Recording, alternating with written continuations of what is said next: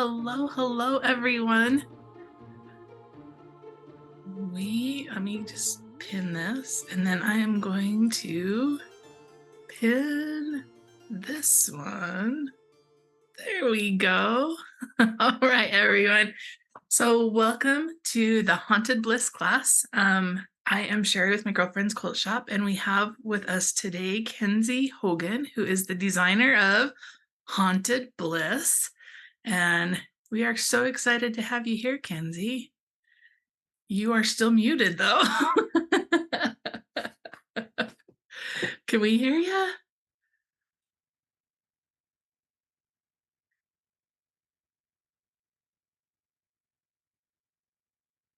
Not yet. Hang on. There Oh, you-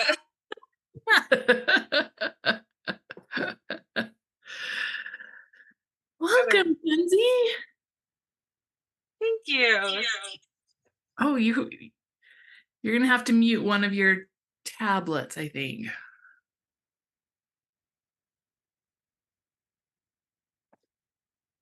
Okay. There we go. Mhm.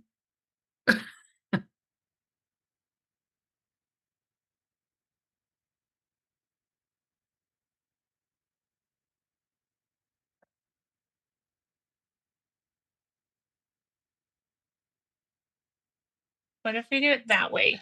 There you go. I think That, we're good now. Yep. Well, how are you doing today, Kenzy? oh, fantastic. Fantastic. So, you guys may have noticed this is not our normal setup, but Kenzy had been just a little bit sick, and we were like, we don't want to delay the class because you guys want to get this done for this Halloween, right?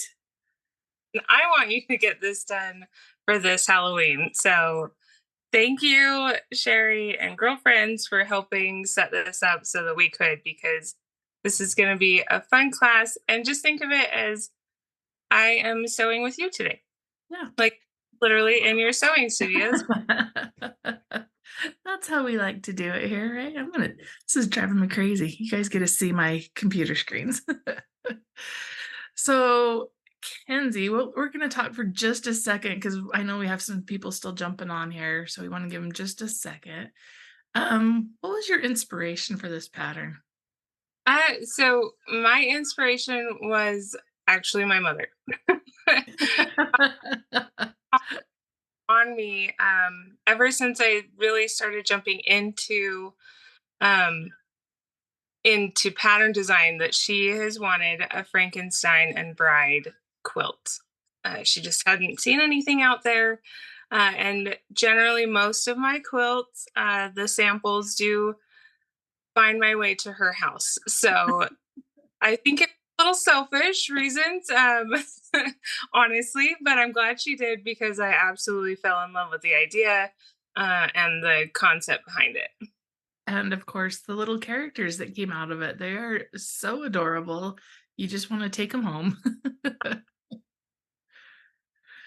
So, we are going to be doing part of the quilt, and you're going to walk us through it like step by step all the way through. And then we're going to do a question and answer session where we will let you guys turn off mics or turn on mics, I guess is what it is, and ask Kenzy questions. And then she's going to do some more tips and tricks for kind of finishing the rest of the quilt. So as you're going through this, feel free to put questions in the chat or write them down so that when we open mic, so to speak, that you remember your question. So with that, are we ready to get started? I think so. So, okay, I'm going to take myself off the pin so that they get a close-up look at you and you can explain. And then when you go to your cutting table, I'll add that pin in. So with that, here we go. Okay. All right. I am a big fan. Um, oh, thank you. Who said that? About the bow. I I love this bow. So I'm gonna try to bounce back between chats and teaching, because the biggest thing for me is I'm doing this for like you. I'm here for you. And the whole process behind this is so that you can succeed. What is that? Success is my success. So I'm totally here for you.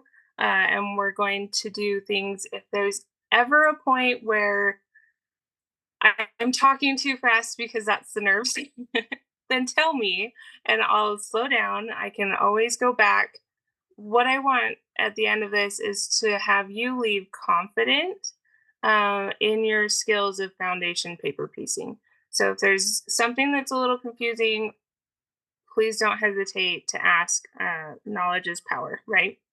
So we're going to get started. If you have your pattern, we're going to be working a lot on the last page, um, and we're gonna work on page 4 a little bit, but then also on 6. So today we are going to focus on these cute little bats because I want you to leave with something finished today.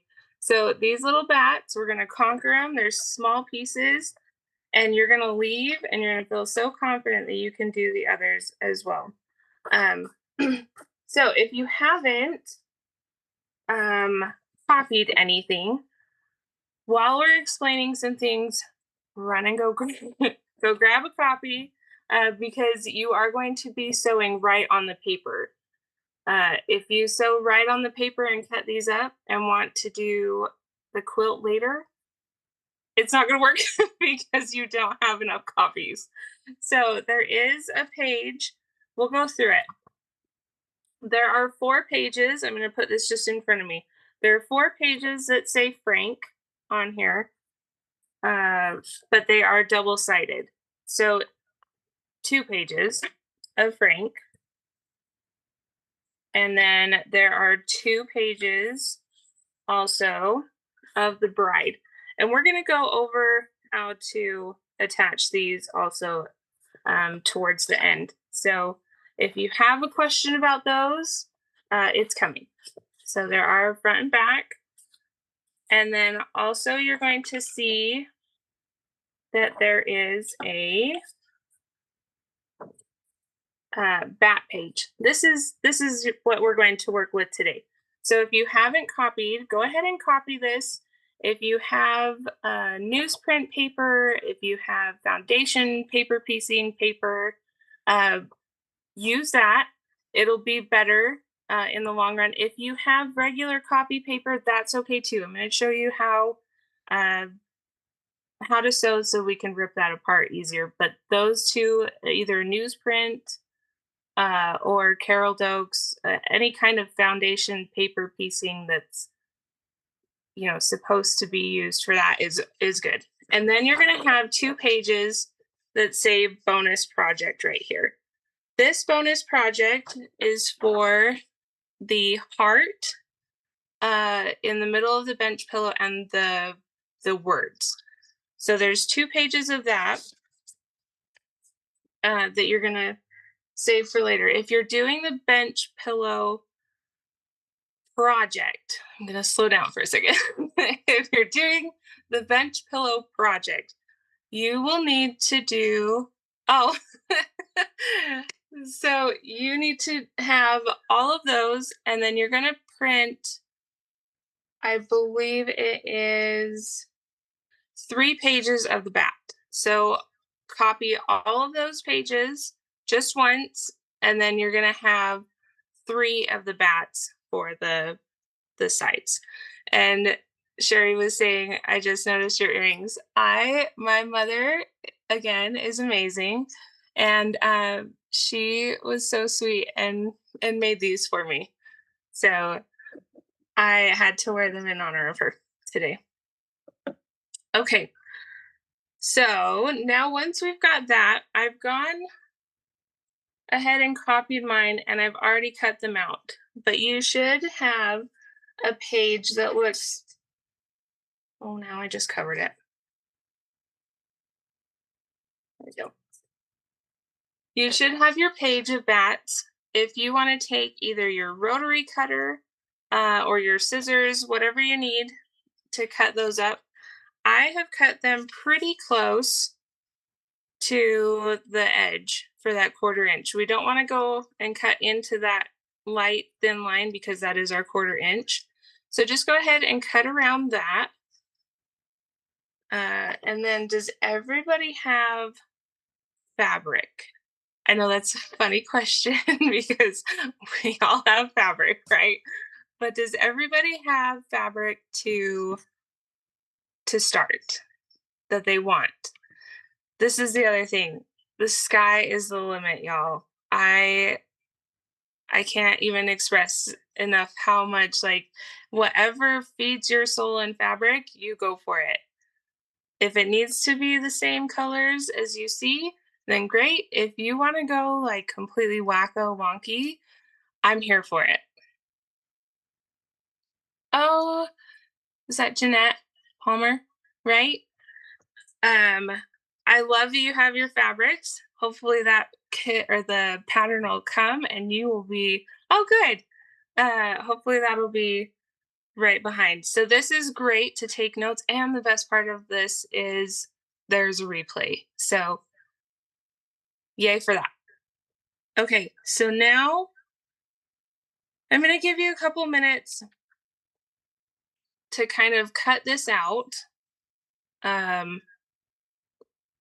don't worry about cutting the fabric because we're gonna walk through that a little bit. There was a 3 at 3 that we went over kind of measurements and how to do that, but we're gonna go over that again. But for reference, I believe it was a week ago today.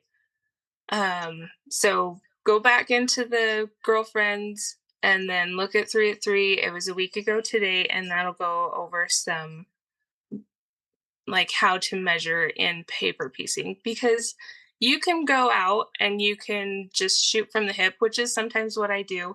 But sometimes we don't have that luxury. Like we have a specific fabric we want to use, but it's not like it's going to be close. So we're going to help you try to narrow that down just as much as possible, but still give you some wiggle room. How's everybody feeling? Thumbs up? Got a couple of somebody's shaking their head. Hello. I love it. It's all good. It's all good. We're totally okay. I'm just scrolling through. I love seeing faces. I know that sometimes it's not in the like you're not in a space where you can, but if you can, I would love to see your face. I'd love to see your face. Uh, Kenzy, your pattern says intermediate beginning or whatever, advanced beginning. It's totally not me. no, I've this is never done any of this. it's That's totally why I'm good. shaking my head. It's good. When it says intermediate beginner, really that's just kind of so I'll give you a little scoop on the pattern writing side. So if if you see that and you are bound and determined that it's cute, you want to do it, go for it. What that means for me and what how I look at it is how much can you get done in a week? Right? If you need to get and bust through that in like a really short amount of time, um, and it says intermediate to expert, probably not going to work so well with your time and maybe you're new at the technique. So intermediate beginner is just kind of it's not going to fly through, but you can do it. And I know you can do it. Anybody can do it. You just have to take a little bit more time and maybe watch a few more videos, as you do that. I don't know. That's me personally. I see something that I like and I'm like, okay, I've never done that before. And it says expert and I so in that realm, I'm a beginner. I'm gonna do it anyways. Like, that's just what it is. And so I'll take a little bit more time to do it. But I really I really feel like this one is a good one. Uh, Mostly because we talked about it in 3 at 3, but all of these pieces, if you notice, even on the bats, we'll kind of show this up a little bit close. All of those are either rectangles or triangles, correct? So we piece in rectangles and triangles all the time, right? So instead of cutting precise, we just cut the triangle maybe a little bit bigger and we trim it down. That's it. That's what I try to make in my patterns so that they're either rectangles or triangles or squares, something that we're all familiar with so that it's a little bit easier. We'll give just another second. So here's another example. Um, Again, we're looking at, this is great for coding, bride, and we're looking at her eyes. So she's got those little eyebrows, right? Again, they're triangles and rectangles. That's it. So I have the utmost faith in y'all that you can do it. And with that said, let's jump in. So, Sherry, if you wouldn't mind pinning we're gonna scoot that over a bit. If you wouldn't mind pinning the iPad, that's the word. Okay. So I'm going to start with A. Now, if you see A's got 7 pieces, here's what we're gonna do today. In the future, if you wanted to do more at the same time, you can definitely do that. You can chain, but it's a chain in a different way, and I'll explain that. But if you're going to cut out for 10, excuse me, I think it was 10 in the bench pillow. What you could do is when you're measuring A1, so that's the bat, cut out 10. And then that way you've got 10 ready to go. The next one's the background, cut out 10, and so forth. Today we're just going to do the one, but as you're cutting, and if you want to mass cut, that's great. A paper and pen will help you tell you what pieces are what size. Sorry. And then you can keep going. So we've got our back color here. I'm going to choose just this plain. I actually use this for the Frankenstein hair, but I have like a vintage kind of black and white thing going on that we talked about at 3 at 3 Sherry, and yep, it's coming to fruition. This I just decided to pull it out and get started with this one. So here's the here's the technical term for cutting. I want to make sure that I've got a 1/4 inch at least on either side of those lines. That's a minimum. So in order to do that and do a little bit of waste, and just to make sure I feel confident that it's going to do it, I'm going to do a 1/2 inch on either side. So what I'm going to do is I'm going to grab my ruler and I'm going to measure. This is where the notebook comes down uh, uh, in handy if you need to measure. So I'm going to go a 1/2 inch past my each line, and it is going to be about 2 inches. Now that's rough. If you have something that's 1 3/4, then go ahead and do the 1 3/4. You'll have plenty. So I have 2 inches, and then I'm going to go up and down, and these are going to be. Now I've got 1/2 inch up here, and then I've got a 1/4 inch down here. So what I've got to remember is that I've got to go a 1/4 inch past my line here. And sometimes even I do it. I'm guilty that I forget that I need more past that line. So just kind of keep that as a reminder. You do need a 1/4 inch past this line right here. So we're going to go just a little bit more, and that's 1.5. So for these two pieces, A1 and A2, because they're the same size, we can say it's 2 by 1.5. Here's a little tidbit. When I design these, I generally design them in either an inch, 1/2 inch, 1/4 inch.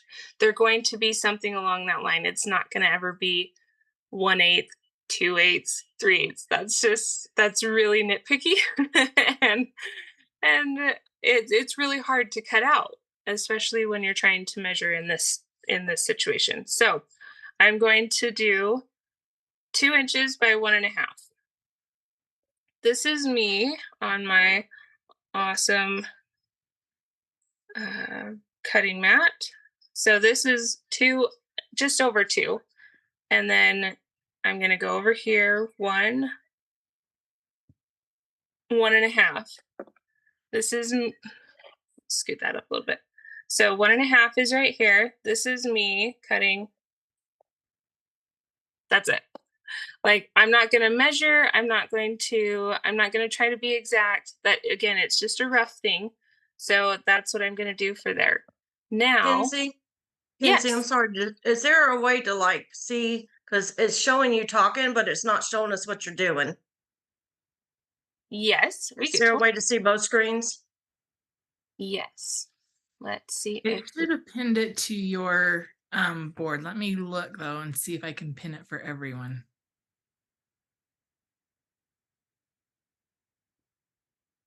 I'm glad you 'Cause said that. I can see your hand moving up top, but like you're in the big thing talking. Like there you go. Because everybody's saying they can't see you. I thought it was just me, but then That, I can see that. But when you talk, it goes back to you talking. oh, I see. How about now? Is it What going about, back when she talks? is it better? No, it's Is it better that way. okay. Thank you. You're welcome. Okay. So we've done the bat part. Now we're gonna get the background ready. I've chosen, again, just a scrap that I have. Now, am I gonna take the time and go, okay, I need to trim this down to 2 inches before I do my 1.5? No, I'm probably not, because no. So I'm just going to take it and line it up to the edge. And then I'm going to kind of mark with my finger about where it needs to be for the 1.5. And then I'm just going to go like that. Now they're clearly bigger. It's clearly bigger than our black piece. And that's okay. It's a great way to use scraps without feeling the guilt of wasting fabric, because really you would have maybe thrown that away if you had no use for it. So that's why I kind of like hanging on to little scraps, just because you never know what you're going to need for the project, even down the road. Like, this was for my first project, and I will probably use them again in the next one. Okay, so we've got our black and we've got our background. Now, this is the best part. Total preference, but you're going to need either a flathead pin or glue. I love glue. I love glue because sometimes when I put this pin in, it is not, it's wavy because you have to, oh, I'm losing words. Um you have to go in, and then when you come out, it creates that little bump. And I'm not a big fan. I would rather not. And it also leaves out room for sewing over your needle. So, what I do, and it's complete preference, whatever you're comfortable with, is I glue. Now, the first piece right here is the bat A1 down on the bottom. So, what we're going to do is we're going to flip it over. Now, first piece always, always, always goes right side up. And the reason is because this is going to be what we see for our project. And we'll bring in an example. So this is what we're going to do. This is what we're going to see on the back. So this needs to be, if we do this right side down, we're not going to be able to see the pattern. And then we'll have to unpick, and it's not very fun. So right side's up. We're going to kind of center that as best as we can. And then I always like to just kind of pull that over and make sure that we have enough on either side and we've got enough on the top. If it's coming past the paper down here, I know that I've got enough on this side. So I have this. I'm checking. I've got plenty on either side because we have our 1/2 inch and we've got a 1/2 inch over here. So I'm just going to pull that back. I'm going to keep it where it is. And then I'm going to take take this glue off. I was going to take it off one-handed. Normally the other ones come out. Okay. I'm going to just put my finger down, pull that back, and then I'm going to put just a little bit of glue on A1 down on the bottom. And then I'm just going to give it a finger press. This is going to help keep that piece down, and when you take the paper off later, it's just going to come right off. So now that we've got that, we're going to flip it back over. And then what I want you to do is find a piece of cardstock or another paper. If you can't find anything, it's completely okay to use your pattern. But we're going to line. So say you just have your pattern. I'm just going to line up this line. In fact, I am going to get something else. Just because that's a little distracting, but so is that too. I normally have a business card, but it's just preference. So I'm, I'm taking this, and it can be anything, but you're just going to line it up on our line between A1 and A2. And you'll line it up just as much as possible. You can either line it in the middle or just on the outside edge. And then I'm going to press hard on the cardstock, and I'm going to fold it over. Now, it's a little wonky, but that's okay. I know that I have more than 1/4 of an inch down here, so I'm okay. Now, you're going to get your add 1/4 ruler, which is this lovely right here. And there's a little lip on the opposite side of the numbers. So we want that to go up against the cardstock that we have just folded it over. It's kind of like if anybody's used a block lock ruler, it's um, the same motion, same kind of concept. So you're going to just lightly push that over until it hits the edge of our cardstock. Now, all of this that's on the outside is going to be trimmed off. So we're going to trim it off, take it away. Now you can either, oh, somebody have a question. Okay. So now we've got 1/4 inch all the way down. Now this is great because it gives us something to line up our second piece with. So I'm going to take that and I'm going to line it up. You guys, I'm dying because you can see me shaking. It's fine. So I'm going to line that up, right sides together. So this is going to be right side down. And then I'm just going to hold that and pinch. If you feel like you need to pin, then go ahead and put a pin in it. I want you to do what's comfortable for you. So go ahead and put a pin in it. And then we're going to flip it over and we're going to take it to Jean. Now, Cherry, if you wouldn't mind putting it back to me for a second.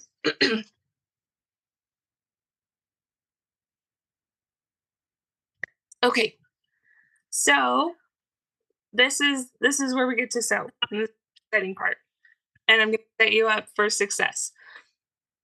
When we sew foundation, the I'm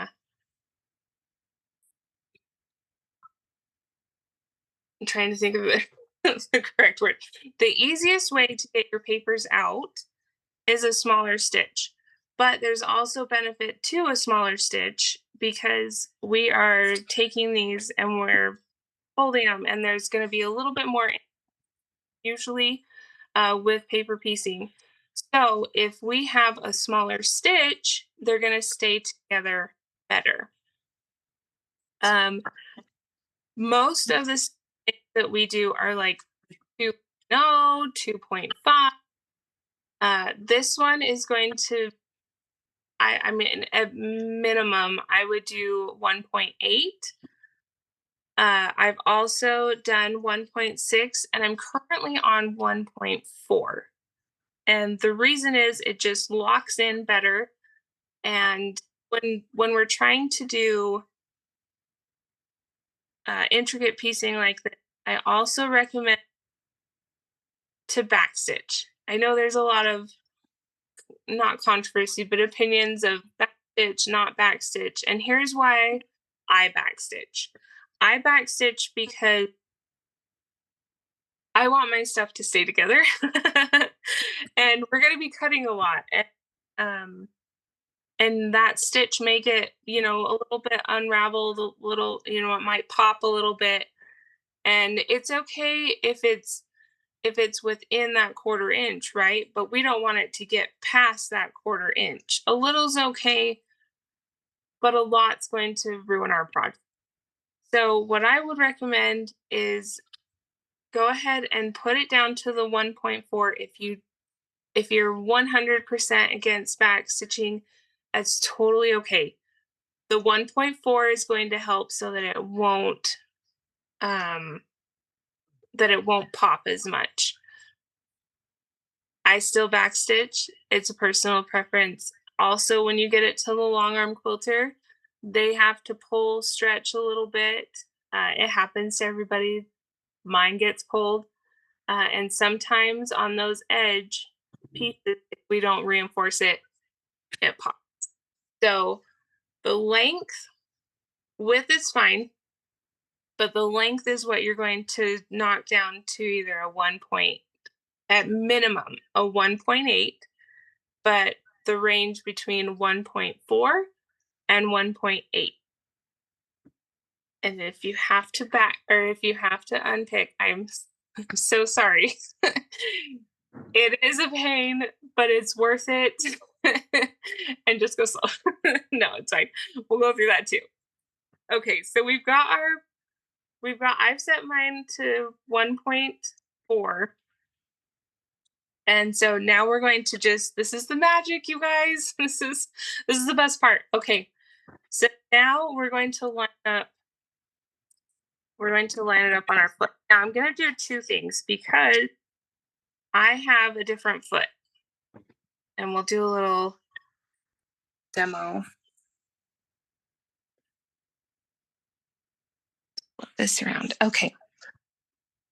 So right now I have on my sewing machine, it's called a V foot. I have a brother, but this is also compatible with baby lock. This foot, we'll put it down here so you can see.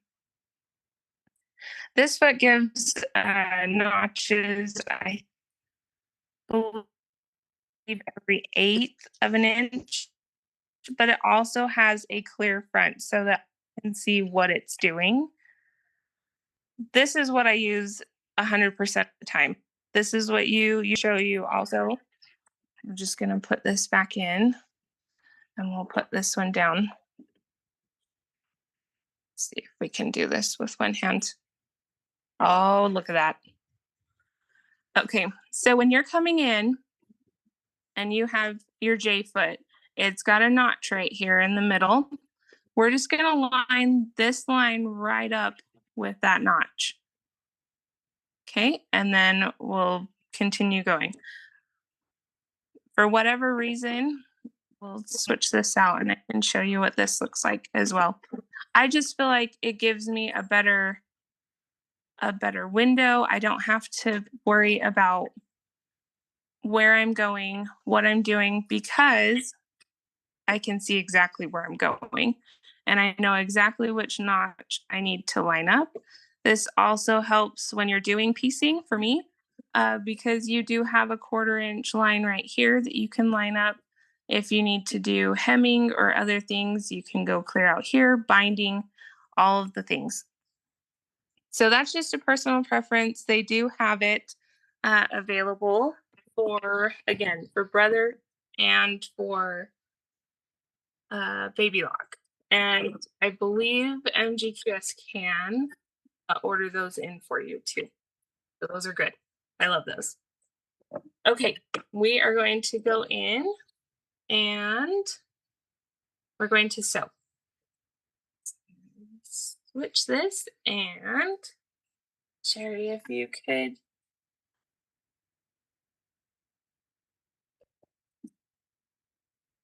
switch. Okay, for my purposes, I've got a black thread in. When you're working with darker threads, especially if you're going to do a lot of ironing and pulling those seams apart a little bit, sometimes we get in the habit of pulling versus pressing. When you're working with a darker fabric, it's nice to have darker a darker thread. Ask me how many times I do that. I will tell you maybe twice. Generally, I go with white just because that's what I have in my machine. But if you're looking to do like putting it in a quilt show or putting it in something that's going to be judged, that's what they will for. So just a little tip, if you're looking to put this into something, which I highly recommend, it is it is such a good experience um to put something out there and share to the world because somebody needs that. Whether it's you and like in boosting your confidence or somebody needs that to be in the quilt. I'm just putting that out there. It's so fulfilling to do that. I've heard so many stories come in as I've put in a couple of quilts in shows, and it's the best feeling ever. So, anyways, plug. I'm I'm a little. I'm gonna put this out there right now. I am a little random. So those kind of things do come up a little bit of plugs. So now we're going to sew,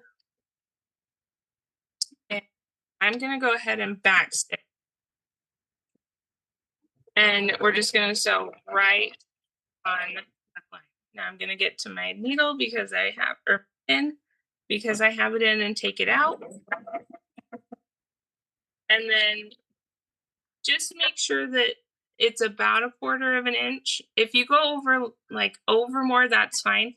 Where you're going to backstitch is in that 1/4 inch range because whatever is past that is going to be trimmed off. So once you've got that sewn, we're going to take it over to the Should be another fucking lane. Send it to the opposite, right? that out.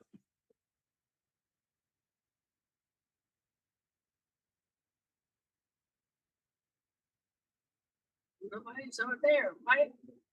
And we've got our first piece. Isn't that nice? You guys are foundation paper piecing. Okay, so now we've got to do. Oh, wait. Which one am I on? I'm telling him on the iPad, huh? Okay. Now, am I on my face? Okay. So now what we're going to do is we've got our lines past here, right? And my next piece is going to be this one right here. Now, note to self, there is another piece that connects over here. If you want to, and if you're daring, and if you're brave, You can do both pieces at the same time. It's the same process. So what we're going to do is we're going to just, with this line right here, we've sewn past that paper. So we just need to pop that paper just a little bit and just pull it at that 1/4 of an inch. And that's it. If you pull a little bit more past, like, that's okay. But we're just going to pull it just a 1/4 of an inch till we get past that solid line. Because we're going to take our cardstock next and we're going to trim. Okay, Sherry, I promise I'm going to use this cutting space for the next few minutes. Sherry's awesome. She's trying to like read minds, and I'm so glad she's here to help. Okay, so what we're gonna do is go to 3, which it says background. We're gonna put our cardstock right up against that line that is perpendicular with our seam that we just did. We're gonna put it on there. We're gonna fold it back. And I've got all of this right here to trim. This is where the waist comes in a little bit. And that's okay. This I can't use. It's so small. But this I can. Now, whether you choose to or not, totally up to you. It's preference. But if you get into the minute paper piecing, then you may need it. So now I'm going to go ahead, because this one is on the opposite side, I'm going to go ahead and trim that also. I'm going to be brave. So I'm going to line my cardstock up with 5 where it says background. I'm going to fold it over. I'm going to put the edge that is away from the number side. I'm going to line it up so that it just rests. I'm not going to like force it over. I'm just going to line it up till it rests on that cardstock. And I'm just going to press down and cut that off. Okay. Does anybody have any questions up until that point? And I'm sorry, I haven't seen the comments very much.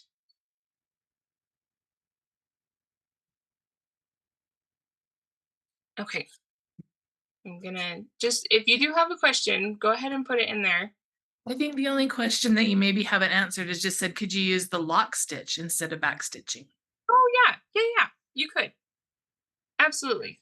If you want to do that, that is completely fine. Me, I just learned to back stitch all of my stuff, so that's just a habit for me. But yeah, absolutely, you could do the lock stitch.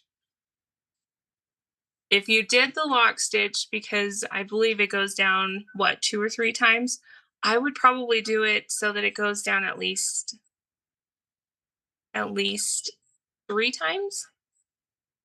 And then the second piece goes so that it's right sides together. So it'll go face down. Everything from this point on will go face down. It's just the first one is the odd duck of the family, the black sheep of the family, and it is right sides up. Everything else is right side down. Okay, so now I've got these 2 background pieces, and it looks like they are triangles, but there's 2.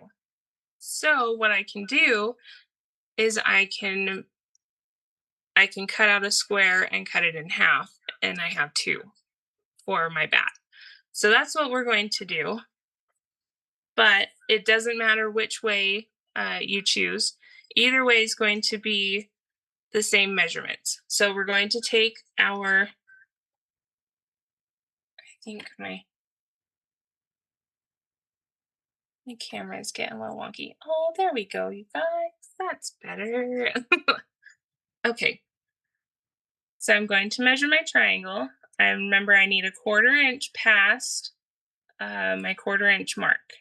So actually, I'm going to start on this side and just do a 1/4 inch right on that line. And then I'm going to do 1/2 inch past, which again is a 2.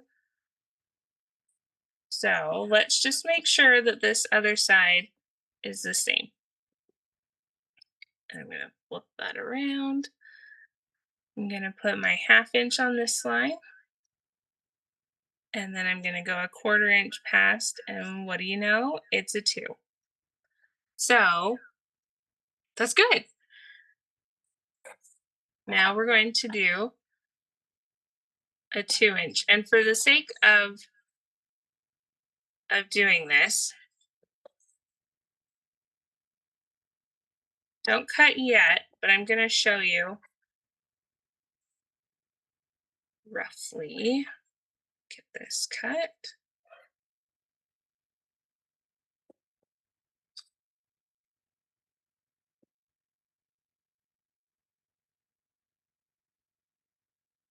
Because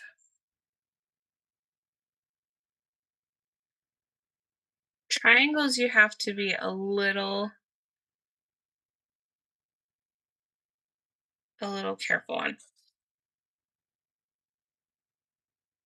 Okay, so what I've done is I've cut my 2 inch and then I've done it in a diagonal.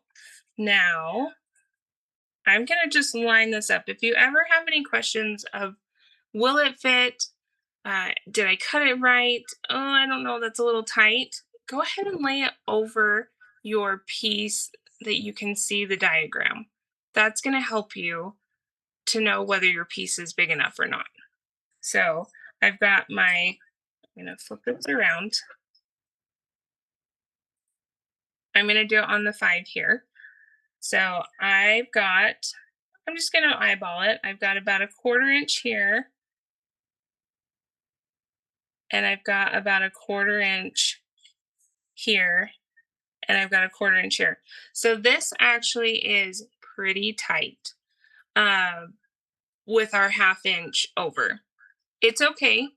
Even if it was a little bit less than a 1/2 an inch or a 1/4 of an inch on your seam, as long as you have a generous, portion, you're okay because you have that stitch length down so low that it is going to stitch. I would get nervous if it was an 1/8 of an inch or less. But anything between a generous 1/8 to a 1/4 inch is okay. If you have, and that's when you're getting a little bit, if your fabric's tight and you need to make something work. Because I have oodles of this, I'm going to go ahead and recut it. And I'm going to maybe um, make a note that if you want to do double, to do an inch over. Does that make sense? I would rather you have more than not enough. So in this case, I have a 2 inch because I went half over.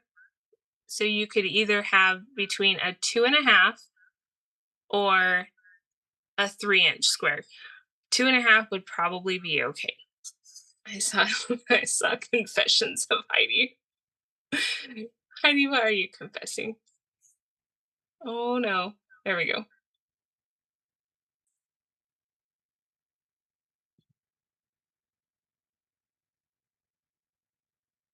Yep.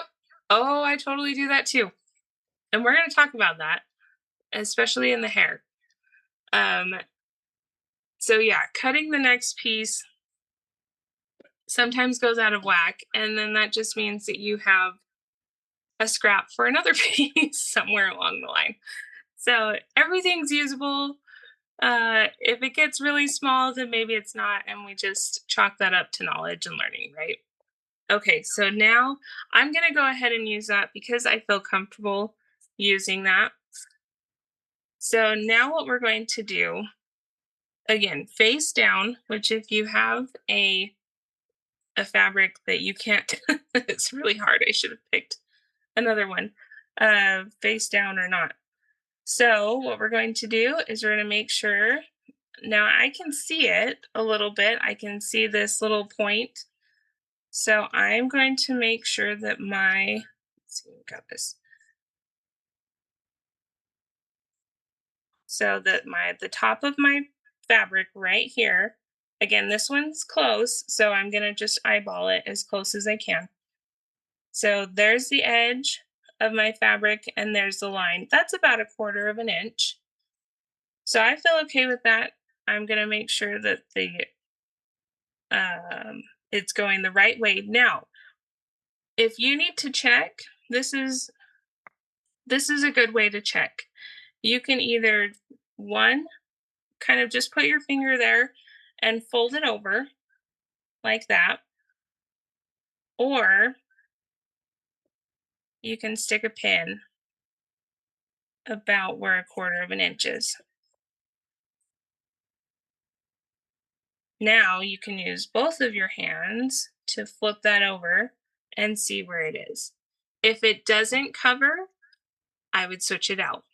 If it's really important and it's just not cutting whatsoever, and how you can tell is you can either hold it up to the light or you can flip it over and you can see where this line is. And if you draw an imaginary line, it's clear over here.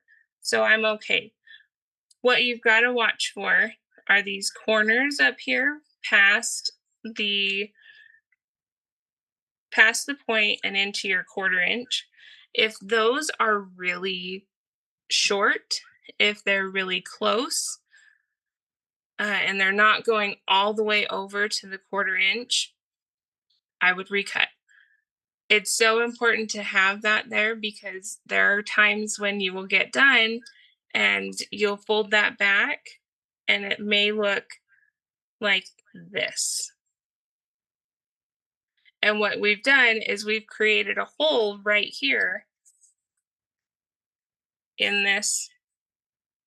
And when we sew our seams together, it's going to pop. So when you're making sure that you're going through, make sure that you've got a full 1/4 inch. And it just reminded me on 3 at 3, we did some awesome stuff that I'm going to show you right now. So if you're ever worried about is it going to go through all the way, go ahead and take a pen or a pencil and extend that line out.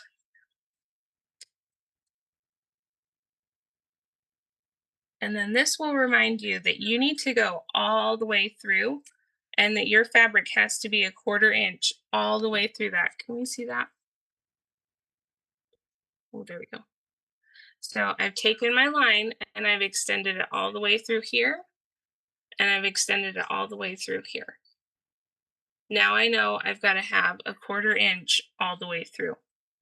Does that make sense? Okay, so go ahead and put that back on your machine. And then a 1/4 inch past.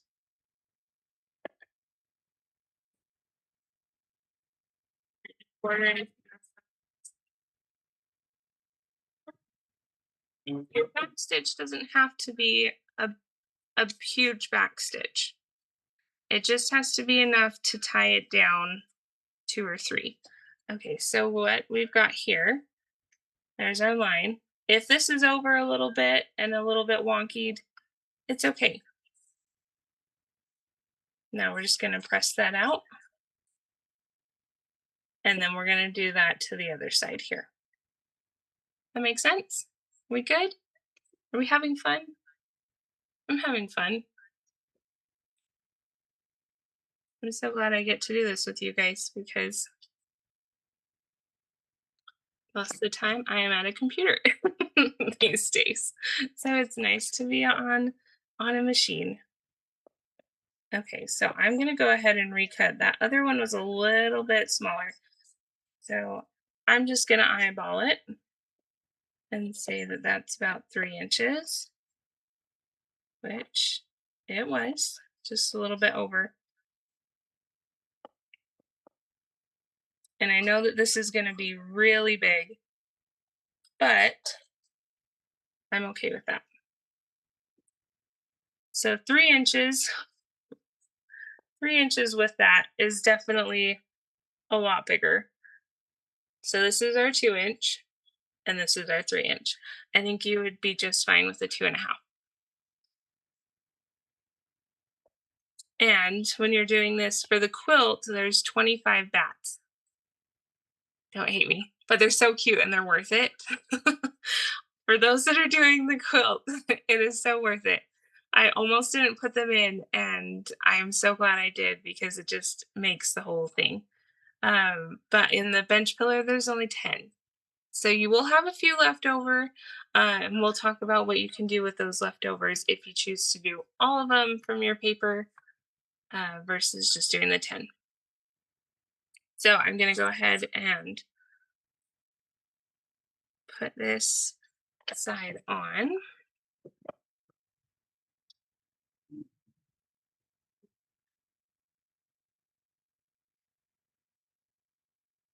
And you don't have any questions or want to see the actual sewing? Are we okay? Do we feel confident in that?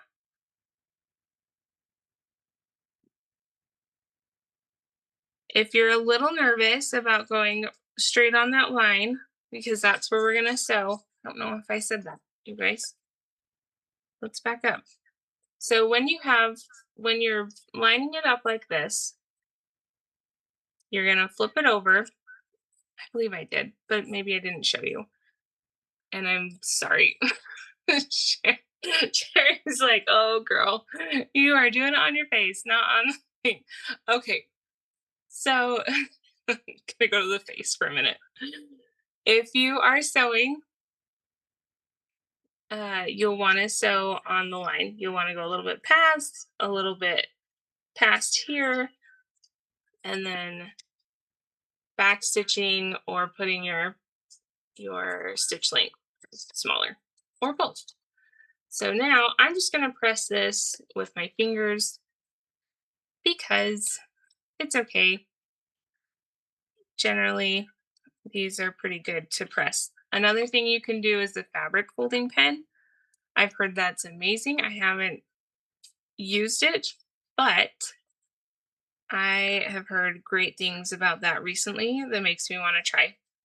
You should try one. They're great.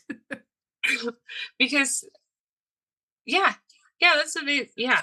So you would put it here and then just fold it over and voila. It's awesome.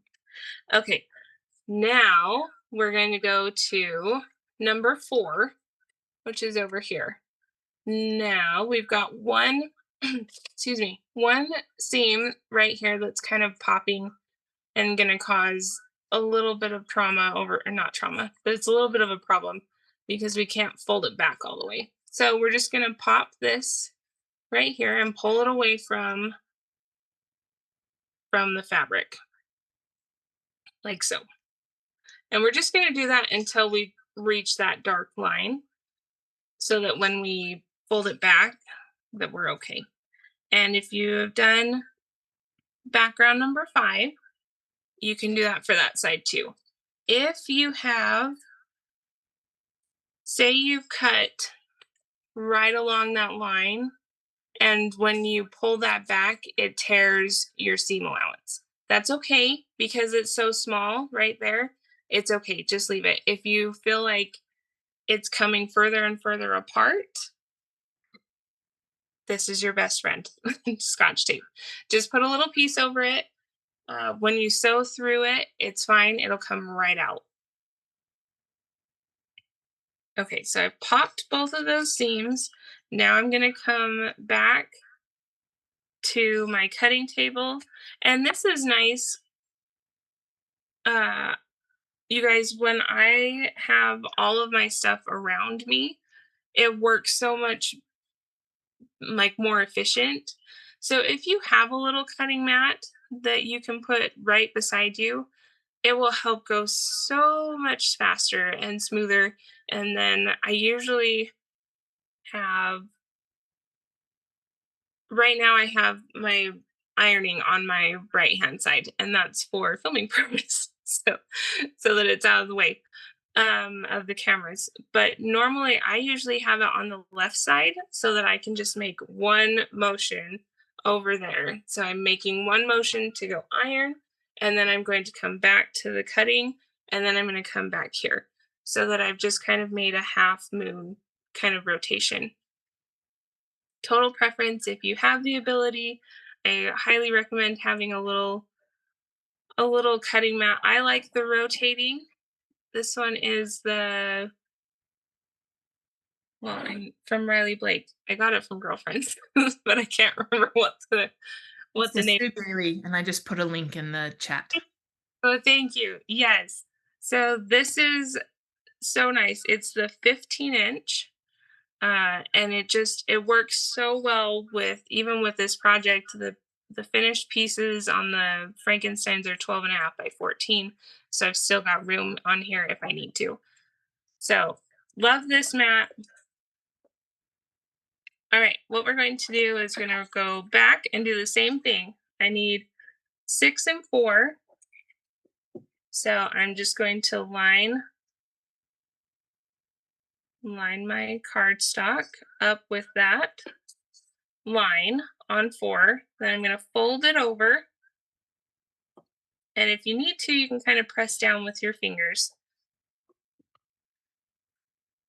And then we're going to take our add a quarter ruler and we're just going to line it up till it's snug. And I just got a little bit to trim.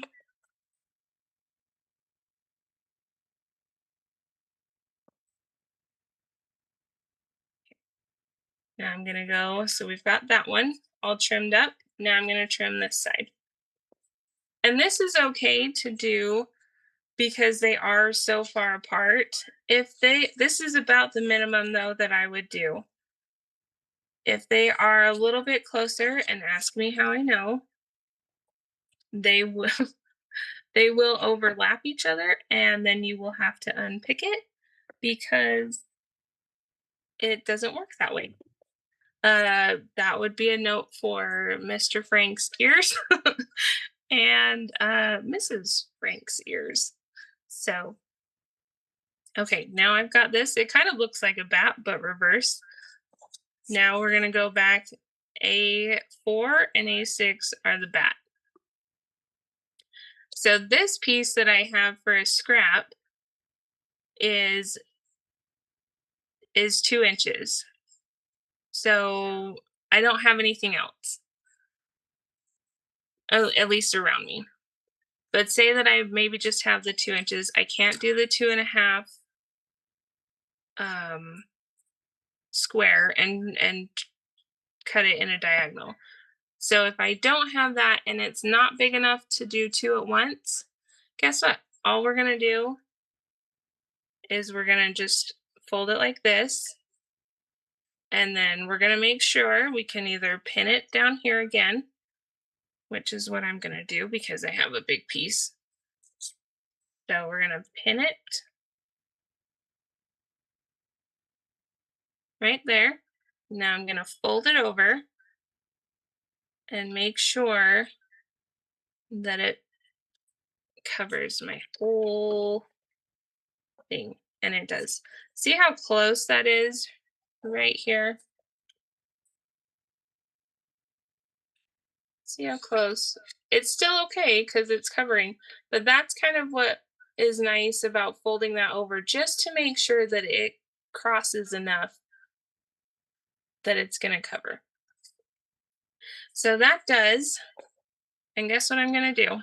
I'm just going to take a pair of scissors and I'm just going to cut past and go straight up. Is it wasteful? A bit. And I'm sorry. But that's what I have. And this scrap is going to stay here and be a scrap forever. So I might as well use it, right? So we've got a little bit. I'm just going to do one at a time on this one because I want to show what happens when you don't make sure that things happen and that are covered.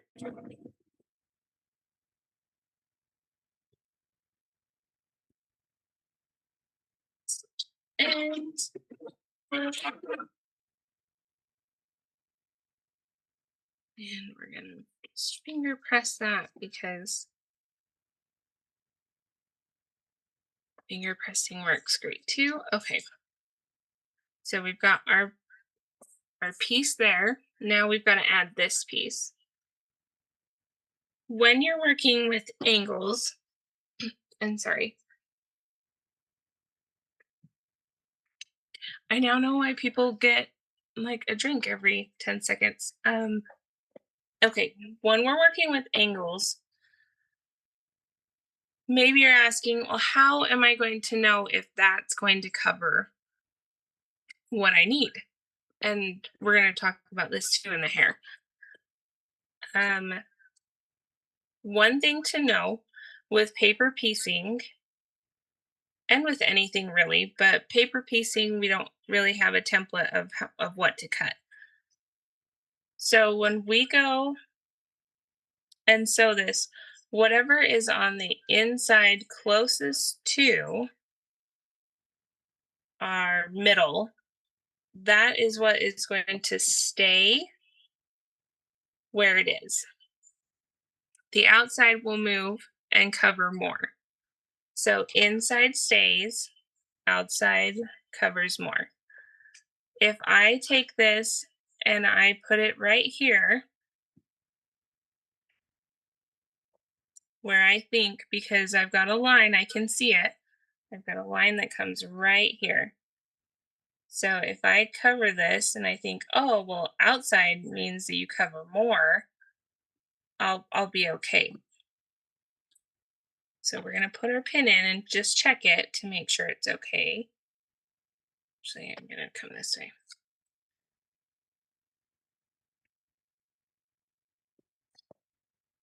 So our inside stays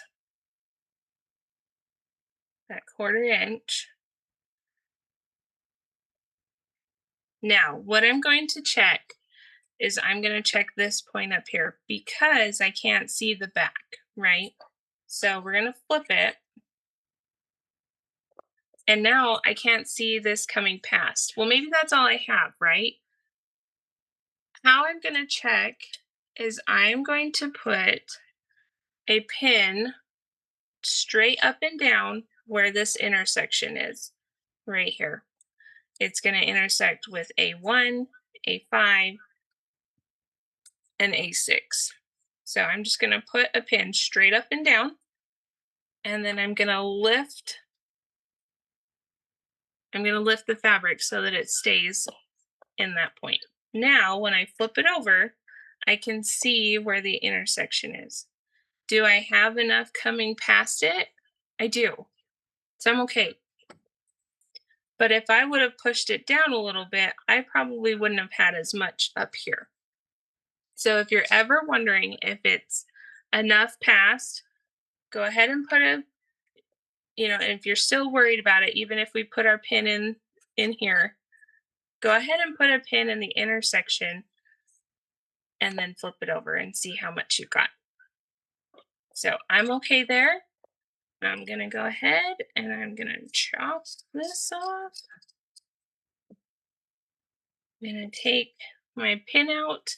So I've got it laid there. All I have to do is take my pin out or keep it in. Again, I'm not a pin person. What I do is I normally just pinch it here and I fold it or I flip it over and then I carry it to my sewing machine just like this. When I do that, and as you get more pieces and as you get more pieces that are bigger, what I tend to do is I line it up with my sewing machine and then I flip that and just take a peek underneath just to make sure I haven't folded something over. You'll know the second you do it because it doesn't feel right. And it makes you wonder like what did you do? And then you flip it over and you've got two layers in there. And that's when the seam ripper comes out and the music gets turned up so that people can't hear what you're saying.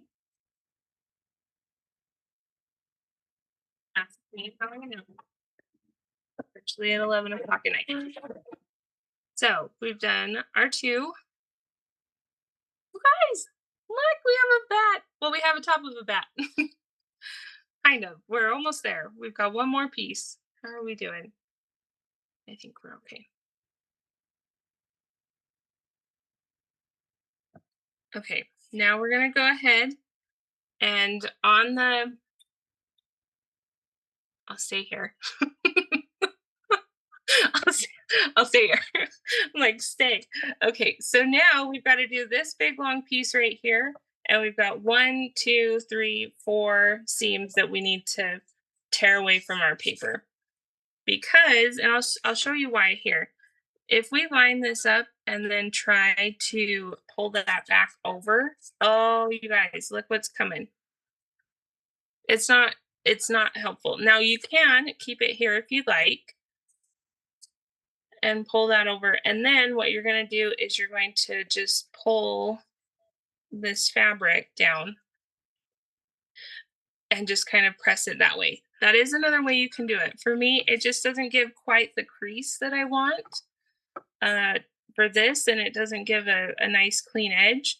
So that's why I actually just go in and just pop that back until I can see the line.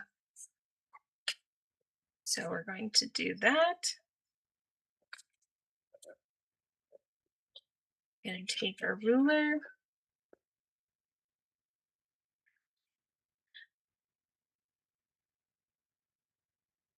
Okay, so here's a good example. This piece is what we did with the 2-inch triangle. And as you can see, it kind of goes in just a hair. When I went to go put my ruler, I could see that I didn't cut anything off. That's okay because it was just barely under. If it is extremely close, then that's when I would have recut because we checked it with the pin.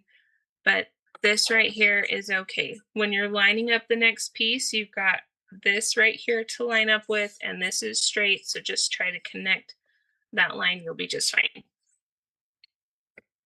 Next, we're going to add our top piece. And again, this way is it's not big enough. I don't have to measure with this one, but if you want to measure, get your ruler out and go 1/2 inch past on all sides. The rectangles and squares will be true to the 1/2 inch on all sides. Triangles, remember we're going to add either 1/4 to another 1/2 inch. So if it was 2 inches on this one, then we'll do 2.5 on the next one. Or sorry, if it was 2 inches here, it was a little tight. So go ahead and do a 1/2 inch bigger on the next one. Does that make sense? Thumbs up? Okay. So now we're going to go ahead.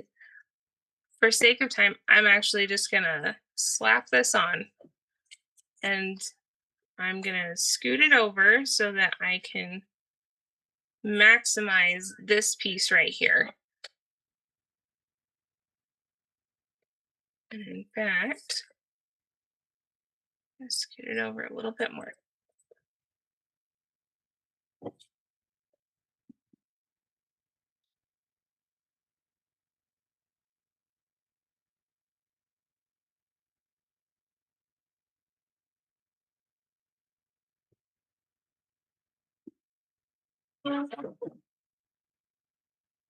And this one I will do here.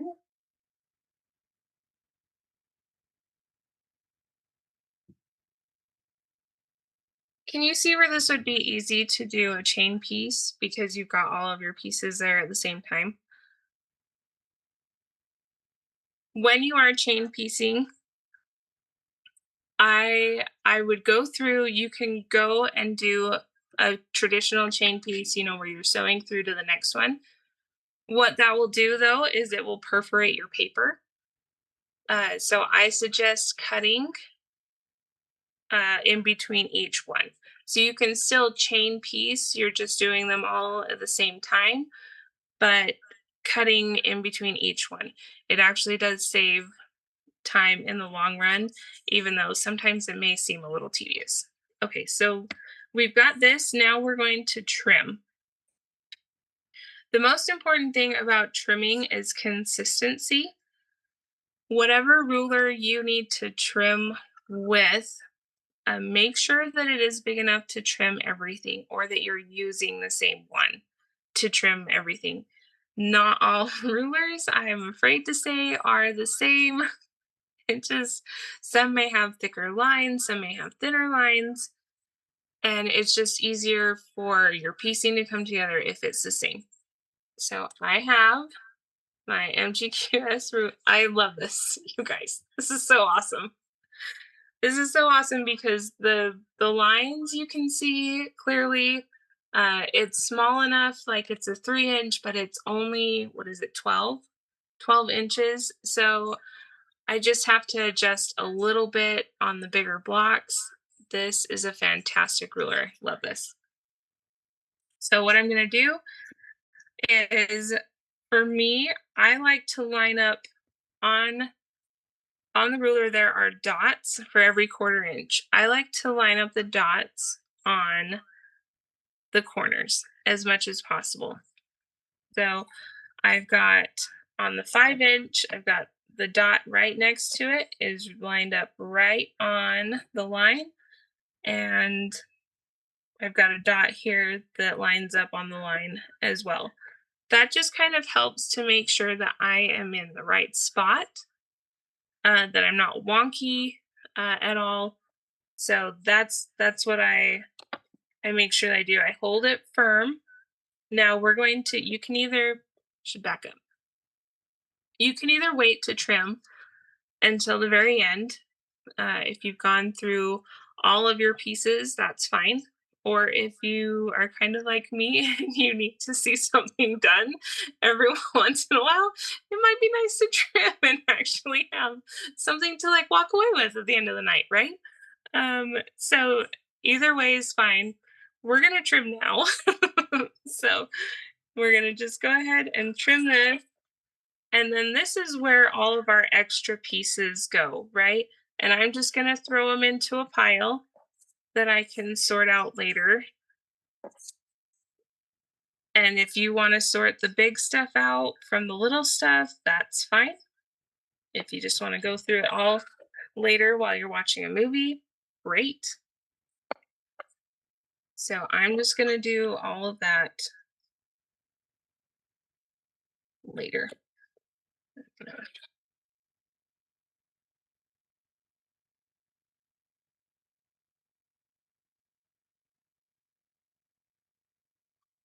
Side. Now we have the top of a bat. Isn't that awesome? We're a third of the way done, but I think that was probably the hardest of the three. But it's mostly because there's a lot of pieces. That may also be another thing of why people say that it is an intermediate beginner, is because of the pieces. These are a little bit more intricate. There's a lot more pieces in it, so that might be why it's bumped up in difficulty. Again, I don't want you to like see that and be intimidated, whether it's my pattern, with whether it's another pattern. If you like that pattern, get it and just take your time. Okay, so now we're going to go through the smaller pieces. They're identical, just mirrored. How do we feel? Oh, somebody said, I love your thumbs up, Sherry. Makes me feel so good. I missed the first 2 steps of 2 pieces. That started, so I'm lost. Okay, Kim, uh, tell me more. Help. Well, your camera wasn't showing what you were doing when you put the first two pieces together. I know how to attach the rest of them. I just never saw you do the first two and how you had them laid out. Sure. And I've tried to do it 3 times and I just keep screwing it up. So I'm just watching. Okay, so piece 1 and 2, right?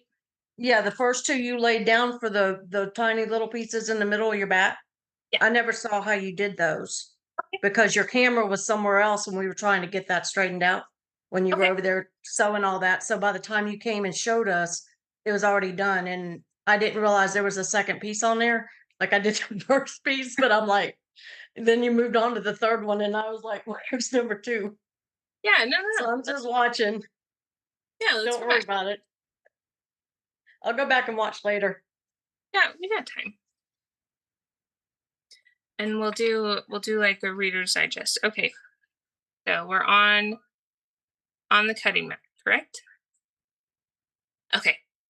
So piece one, we're just going to take our piece. That's not a piece, that's triangle. So we've got the measuring down, correct? Okay. Because that was a guess on that. So what I'm going to do is piece one, piece two. I'm going to flip it over because piece one goes right side up. And then I'm going to take my glue and just put a little bit where piece one would go. And then I'm going to center that to make sure that there's a 1/4 inch at least all the way around, but we've done it 1/2 inch, so there should be. Does that make sense? Okay. Now I'm just going to flip it over, and it's just like the other steps. We're just going to go, there was a cardstock. Oh, there's cardstock to the first line right here. Gonna fold it over, trim.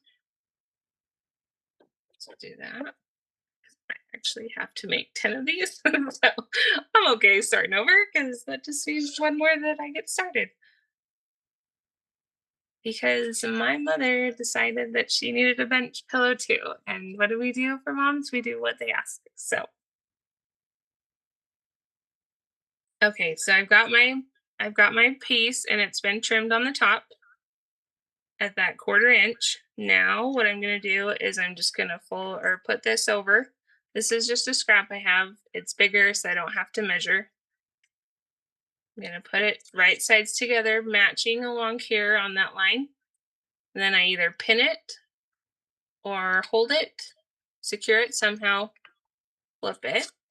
And then when you take it to the machine, you're just gonna sew right across that line. Does that make Okay, sense? thank you. Yeah, Yeah. I just said I totally missed the second piece. So when I got ready, you moved on to the third one. I hadn't put the second one in. I didn't know where you lined it up. So Yeah. I kept like trying to push it toward the other side and kept getting messed up. But I got it now. Thank you. You're welcome. Like I said, I'm totally here for you. And I know that sometimes new things can be until you get a rhythm and until you get that. I think I know someone. You can always call. You can always ask. Yep, you can always ask. Okay, on these next ones, how do we feel?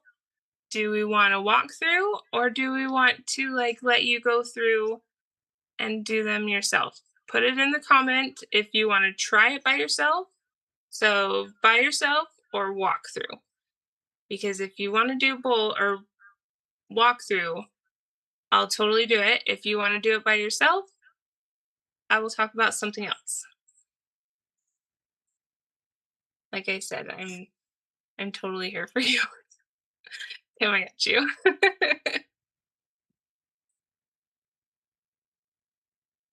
You I think won. it's good to walk it through a little bit faster, just so like it's the steps are still there, but it goes a little bit faster so they can see Yeah. that. Okay. Let's do that then. Heidi, I love that you're watching. Okay. We'll walk through. I'm going to go a little bit faster. If you have any questions along the way, ask. I'm totally here for you. Put it in the comments or whatever you need. Okay, C1 and B1 are the same. We're going to do these two at the same time. You okay with that? I'm kind of okay with that. So we've got our background. Now remember, I've got scraps from the other side, so I'm just going to make those about what I need.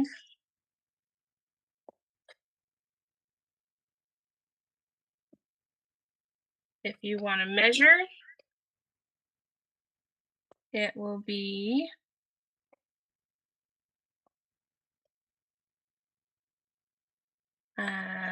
let's say a 2-inch square that you're going to do for your background. Then what I'm going to do is I'm just going to apply the little glue to that piece. I'm going to make sure that everything covers. I'm just going to press that on with my fingers. Doesn't need to do anything else. It just needs to stick there for a second. I'm going to do that again with this piece.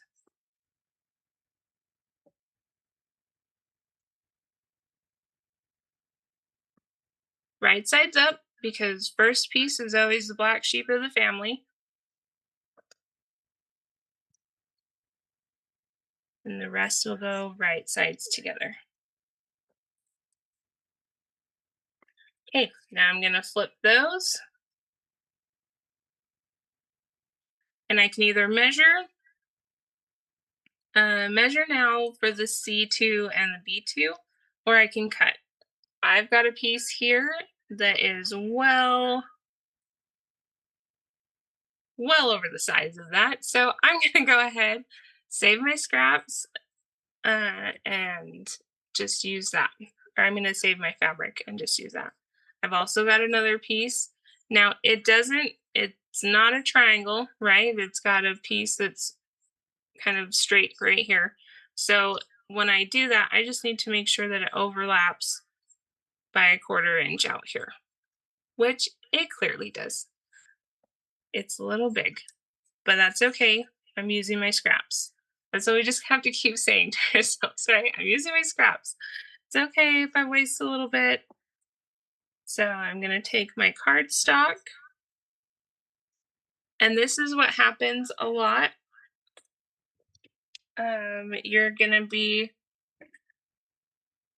on a roll and then you're going to lose something. You're either going to lose your ruler, you're going to lose your cutting, your scissors. But in my case, I have lost my cardstock. So we're going to get another one. And again, it's just what happens. You'll find it in a minute. So I'm going to take and line it up on the C2 and C1 where they meet. Fold it back. I'm going to make sure that that's out of the way so I don't cut it. I'm going to cut right there.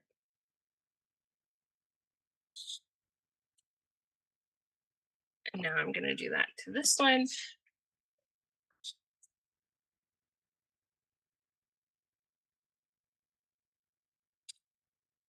Fold that back. Rest that up against the cardstock. And there we go.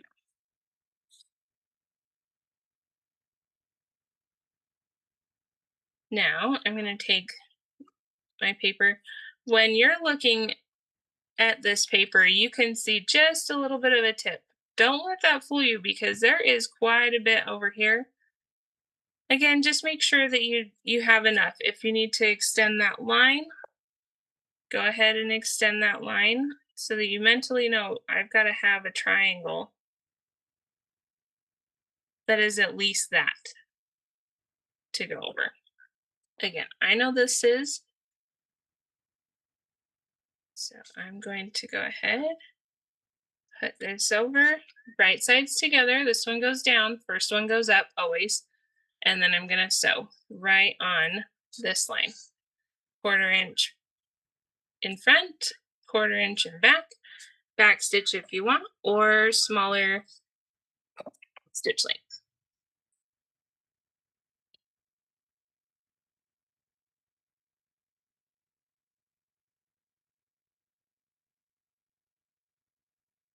I'm going to go ahead and do the other one while I'm here.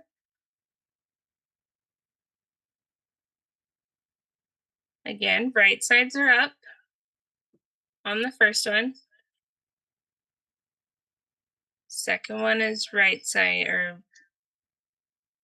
right sides together. Gonna check, make sure I've got enough going back and forth. I've got enough over here. I'm gonna flip that over, take it to my machine.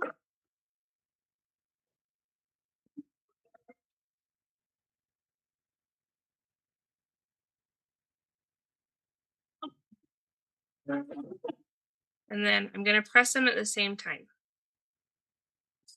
That's what's nice. When you get in a rhythm, you can start doing multiple things. Uh, if you're doing the bench pillow, when you get to the wording, there, you can do, there's two M's, there's two R's, you can start doing all of those things at the same time. Some of them will be mirrored, just like these are. And now we're going to pop these because now our next one is 3, which is up here. So we're going to pop this off the paper until we get to that line. I can see it right there. And then we're going to pop this one also. Till that line. If it's a little past, that's okay. What we don't want to do is we don't want to take the whole paper off or get to the point where we've popped, take this out. So where we've popped this side and we've popped this side too much to the point where we just pull the whole thing off. We always want to have some tack in there. Okay. Now we're going to go ahead and take our cardstock, whatever it is. Obviously, anything works. I'm using a brochure. Anything that's just going to be a little bit thicker than paper so that this ruler has something to butt up against. And then trim that off. I usually just kind of throw my stuff to the side, and then when I'm done, I pick that up. Kenzie, on this next one, will you show us sewing? Like, will you lift the camera up so we can see you sew it? Yeah, absolutely.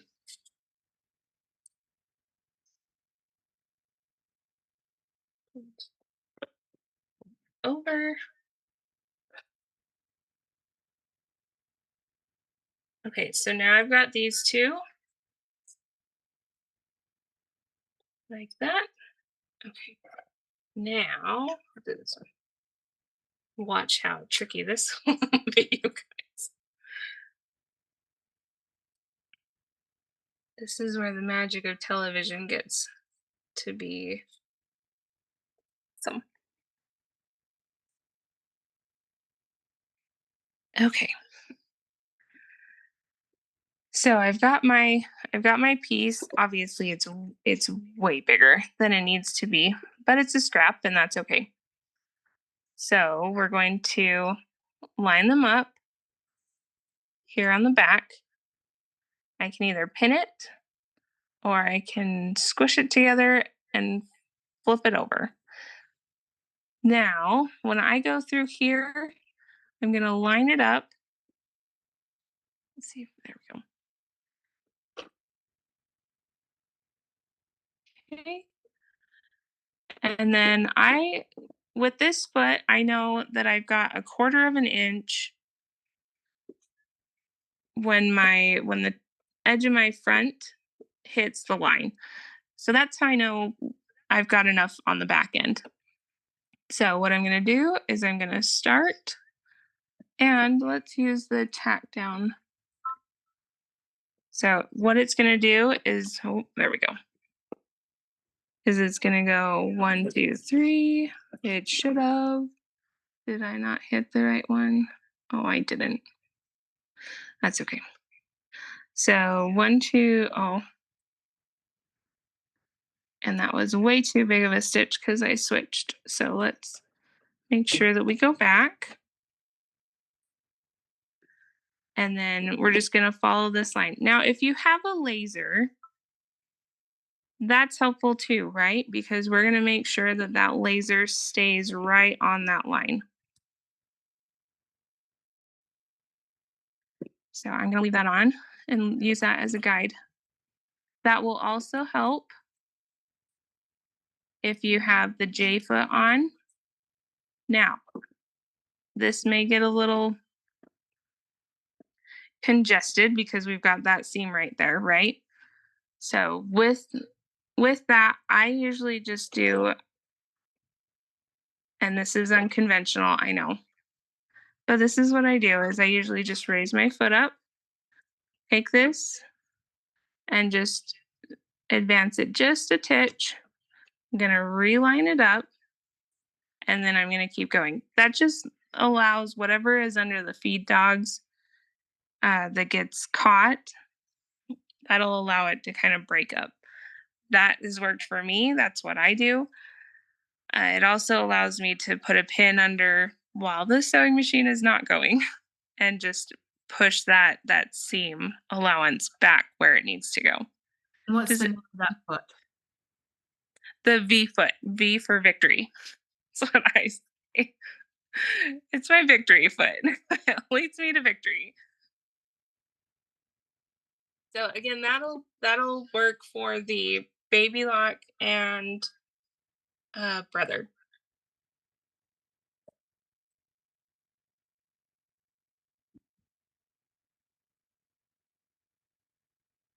Does that help?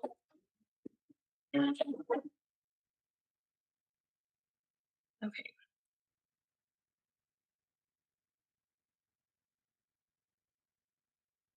Oh, except you guys, guess what I did? Okay, this I knew I was gonna do it, but it's fine. So when you're when you're doing this, this is why setting you up for success. This is why I put bat or background because sometimes pattern designers don't do that. And even then, sometimes pattern designers don't watch their own pattern. And I did a background on a bat. So I will be unpicking that later. But it's okay because I have another one. So let's try that again. We're going to do, oh, that's fine. We're going to do on B3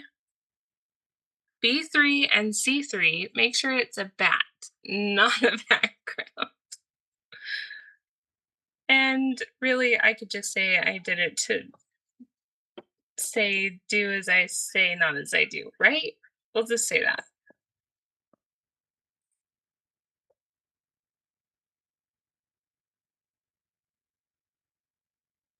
But it does bring up a good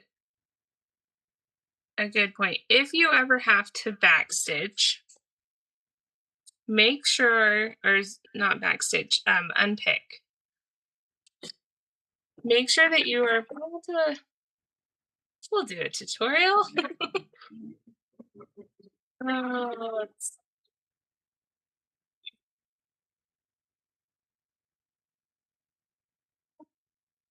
okay, let's bring this down. Okay, because we're gonna get real close and personal with my mistake.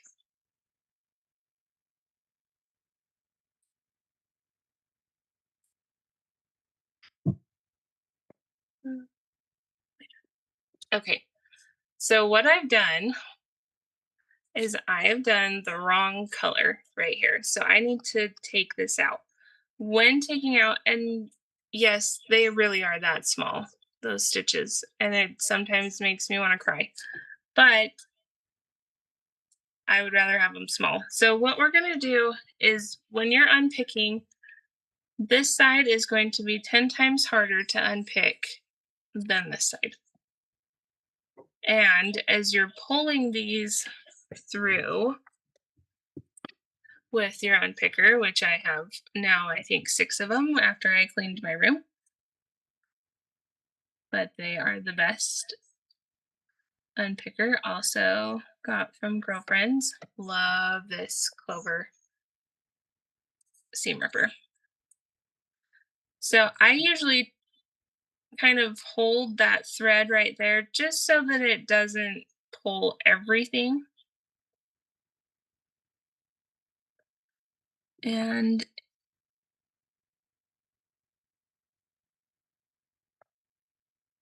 oh, you guys, black is not your friend when you're unpicking. Okay, this might be fun.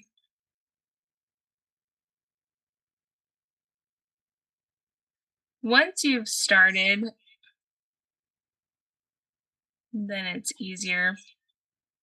And this is where I know back stitching is not the best either. Oh, Kathy, yeah, I should be wearing my glasses, but it's just that was the last thing to grab. Okay. So what you would do is, for sake of time, you would unpick that whole thing. If you're Chris and Mighty Superwoman, then you could just like whoop, and it would be all done. But I'm not. So when you unpick everything, pick from the fabric side, and then this side is going to already have it perforated, right? So this is where we would take our Scotch tape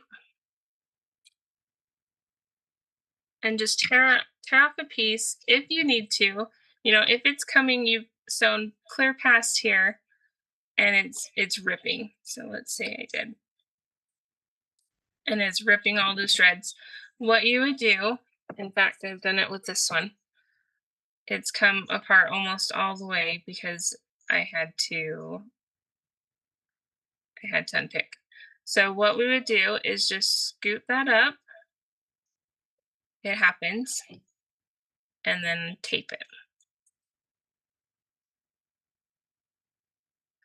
Then when you're squaring this up, just make sure that it's a square. Obviously that's a square. So you can just kind of wiggle that in and trim as you need to. So let's keep going. Anybody have any questions after that? Little awesome tutorial. Actually, I'm gonna keep that in here.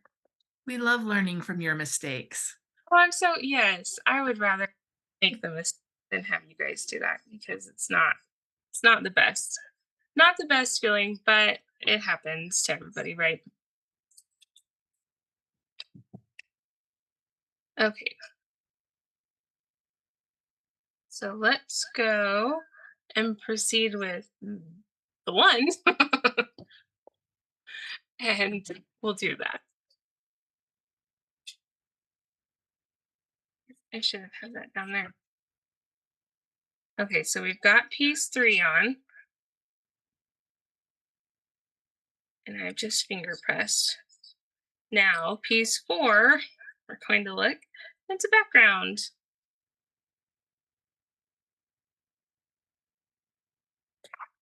Where did my note card go? That is still crazy. I lost that. Fold that over. Actually, I forgot to pop that. See how that just came over with that? So I'm going to pop that. Line that up.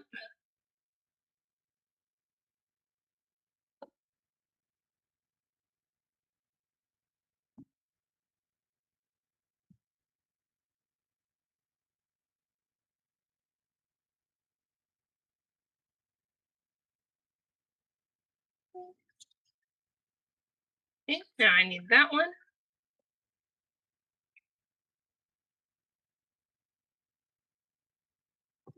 Okay, now I'm just going to line it up. I can see it back here. I'm just going to make sure it covers everything.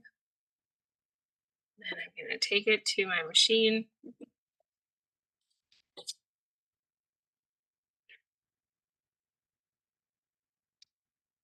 Look at this.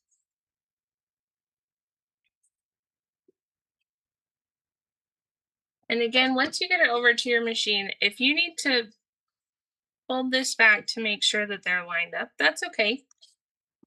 If it's pinned, you can also do that.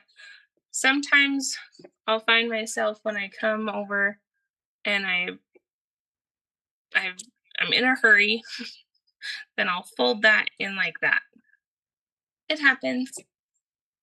So that's when I like to just make sure I lift this up and make sure that I'm not looking at that.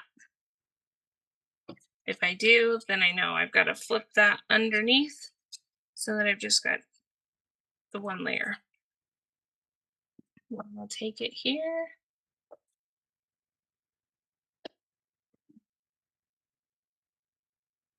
Again, it's not huge. It's maybe 2 stitches,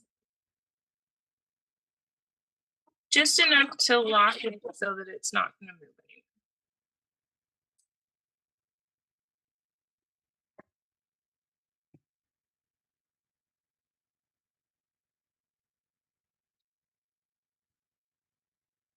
Okay.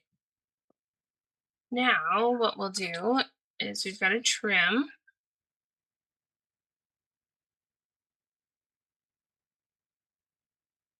And I am on that revolving mat. And for your sake, pull that back up so that you don't get sick. There you go. All right. I'm going to go ahead and use this.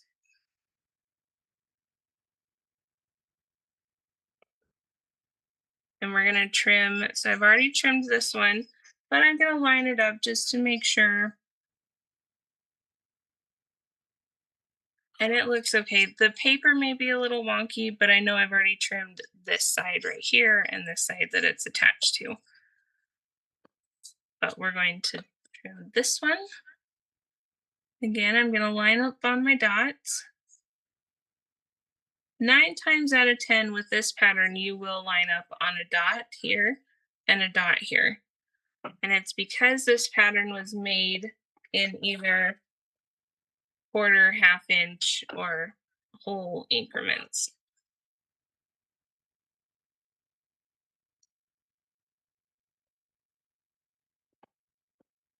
And go ahead and take your time. If you do cut off a little bit of the edge here, it's okay.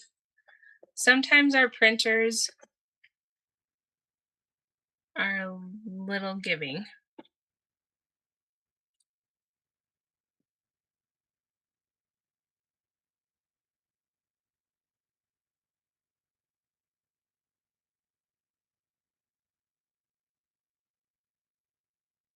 Okay.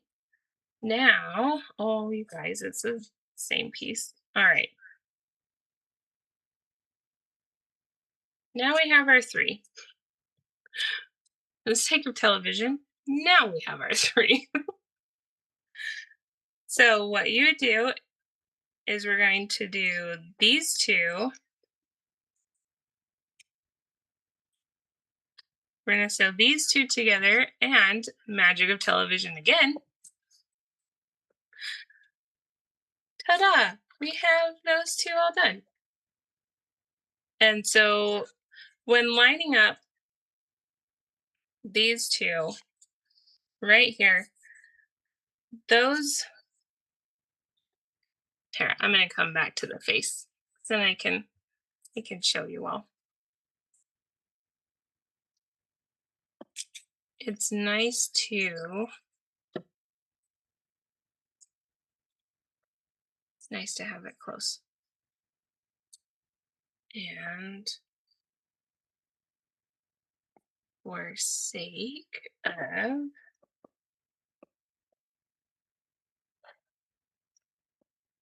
let's trim that.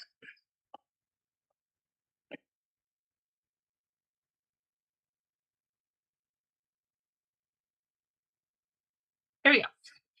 So when we're attaching these, we're going to do right sides together again. This is where the magic of paper piecing comes into play. because it gives you a guide uh, on where you're going, and it helps match those points up, right? So in order to match those points up, and this is not trimmed all the way, so it's going to look like it's overlapping a bit. But say that we're a little off up here. We're a little off up here. Just happens sometimes. How we're going to know if those points are going to line up is we're going to grab a pin and we're going to put it in our intersection again. Remember how we did that at the beginning? We're going to put that in the intersection that we want to make sure lines up is right here, where B1 and B2 intersect. Okay, now we're going to do the same thing. We're going to take this side, the point side, and we are going to put that right through C1 and C2. And the way that we do that is we guess and just kind of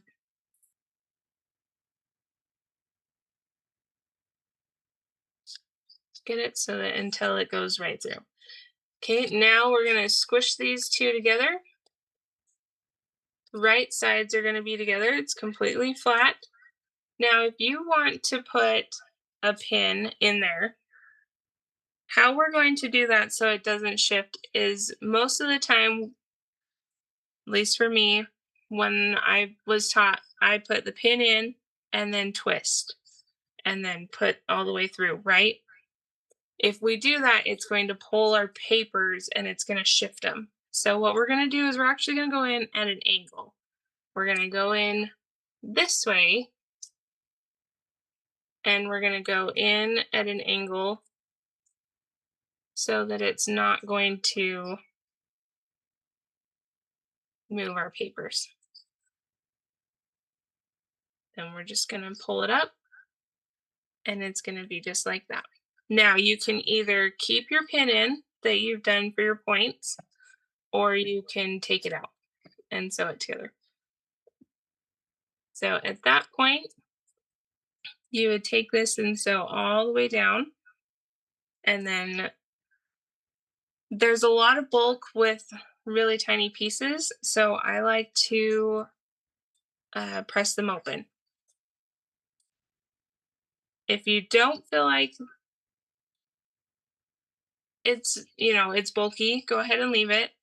I also use, when doing that and pressing them open, I use flatter. Again, I shop, I shop a lot at girlfriends. So everything I know is it really is the best stuff. And this yuzu, I think, is what it is. This smell, you guys. I purposely go up sometimes and iron just so I can smell this smell because it's amazing. Yuzu, it's Yuzu. This smells like heaven. So I usually just do a couple of squirts on there and press it open. And then you're going to add, so the next piece, so you've got your pieces that are like this now. So now we're going to add this piece. We're going to make sure when we do it and we put right sides together that we've got our bat, our C or B3, C3 on top. Our A1 is going to be on top and it's going to look like it's upside down. That's on purpose. It's all good. Trust the system. So A1, B3, C3. What I like to do, because I don't have any points per se over here, they're all rectangles. Nothing really needs to line up on that match, but I've got triangles over here. I'm going to sew with this side up because I can see as I'm going along, oh, yep, I need to make sure that I really get that point to match up. This side doesn't need that. We're going to give all the attention to our triangles and make them shine.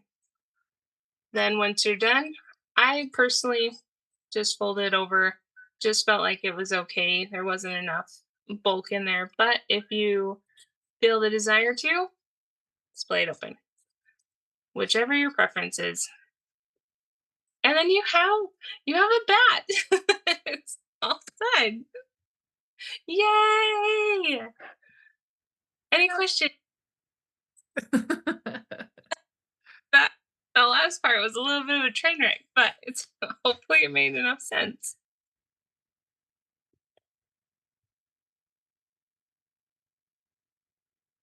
And we have lots of comments.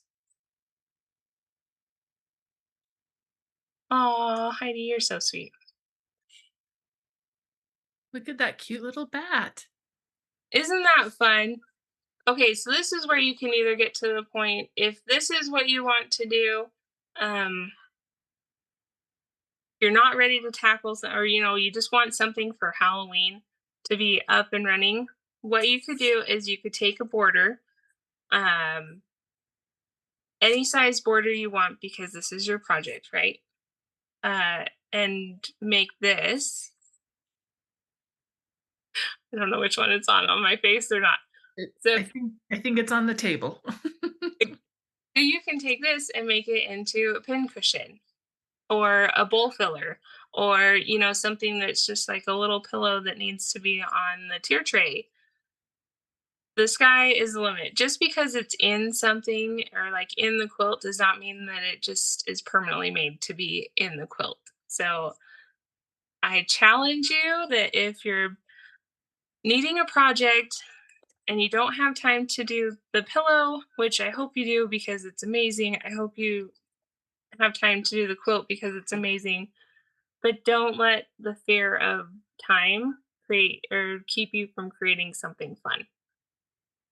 We've got our little cute bats. We can do tons of fun things with them.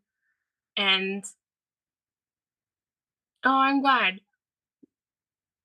I'm glad, Heidi. That was so nice. But yeah, just have fun with it. And that is a And good place to start on those bats, just because so you get comfortable with all of the techniques. It's like, okay, do it again and again and again. And then by the time you get to those other pieces, I think you'll be so comfortable. yeah, I agree. And there's one, so people that are making the whole bench pillow, again, I would love to see pictures, you guys. It's so fun to see what y'all have like envisioned or dream up in fabric, or to see what the girlfriend's kit is. Like, please post. It would be so fun to see what you've done. Also, the hair um on Frankenstein's bride, on the bride, I would 100% use what we did with the triangles. Again, just make sure that it's covering.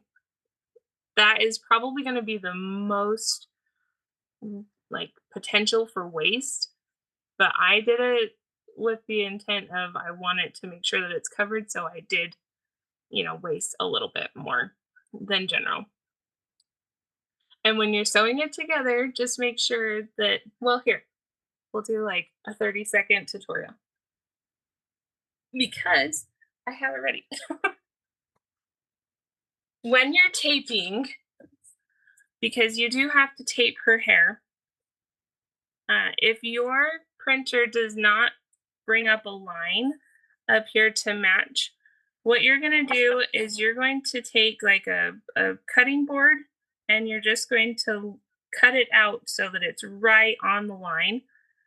And then you're going to line it up with so that it's square and go ahead and put, there we go. Go ahead and tape one side and then you're going to line this up until it's 12 and a half. So your hair needs to be 12 and a half. I know, Karen. So I just realized too. Oh, do you need to come down? Sorry. Hang on.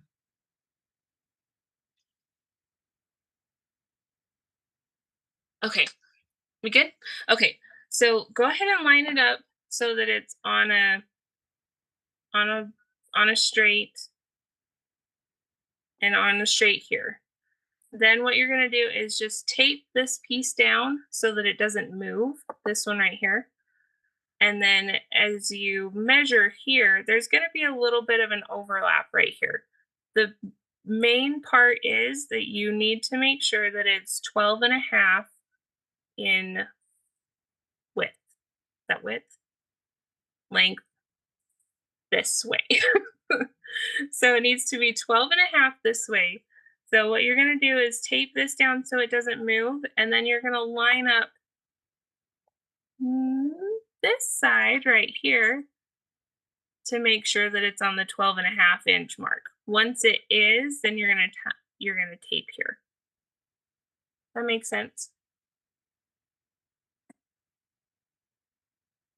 I wish that was a little bit more. In fact, let's do it.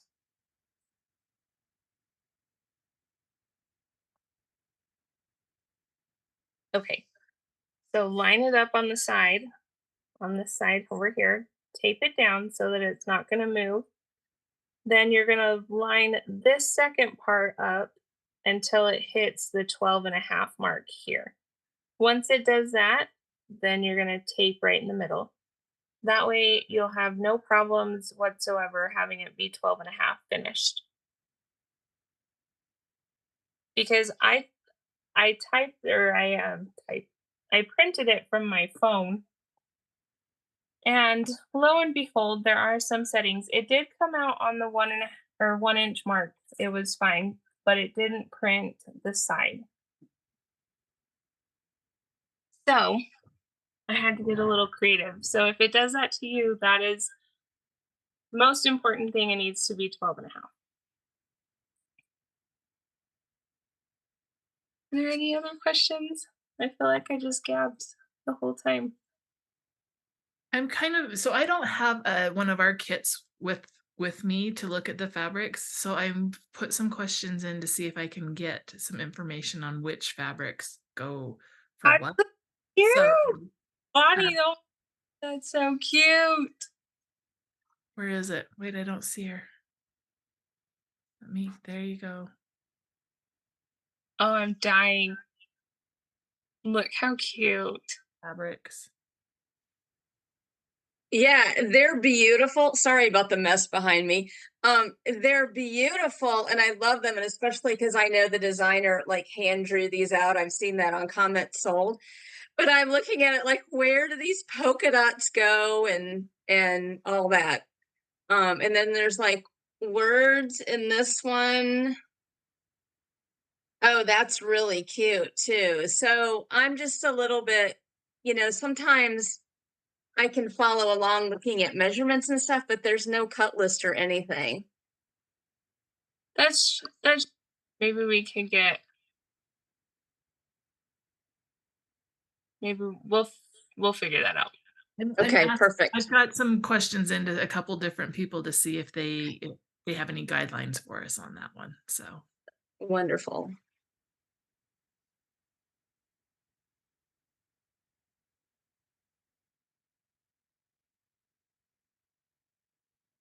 I'm just scrolling through the comments.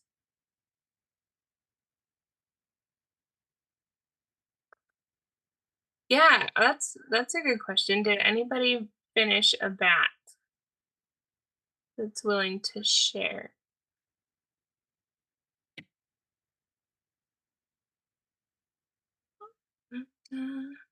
That's okay.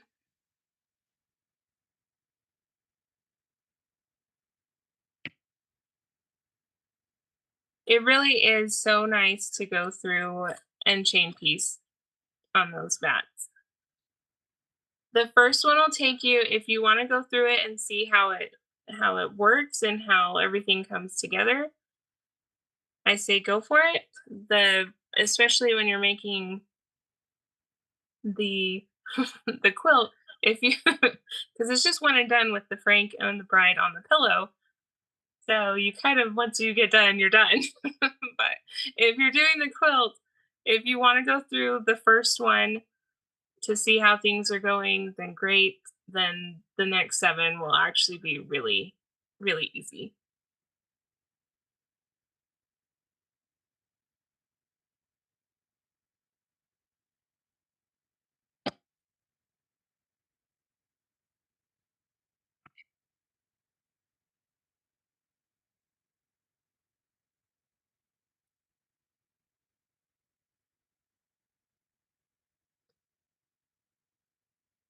See, just want to make sure that I didn't forget anything. If you, excuse me, if you want to see like what other people have done, and if when you're done, with your projects, post anywhere, but use the hashtag SC Haunted Bliss. So SC stands for Sewing Corals, which is my company, and and then Haunted Bliss. So you always know whatever pattern is out there that's mine. There's an SC in front of the title. So pretty easy to remember, but I would love to see what is out there and like what you create, and I'd love to give you a shout out on social medias and all of the things. But mostly I'm so grateful for all the support from the MGQS family and for you guys because this is my first class.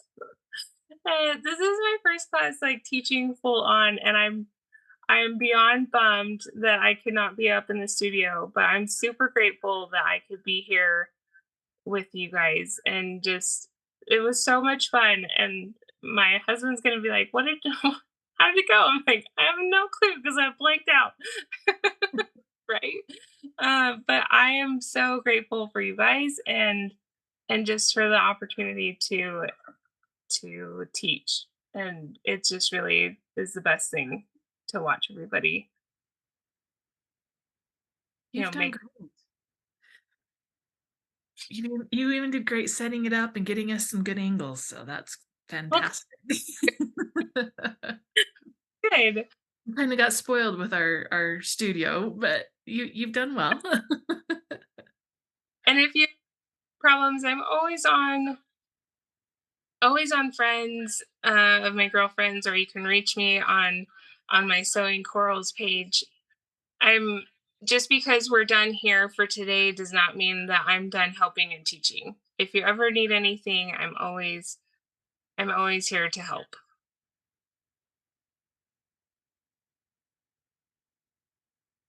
Does anyone else have any questions for her? I know you said you had some tips for the hair.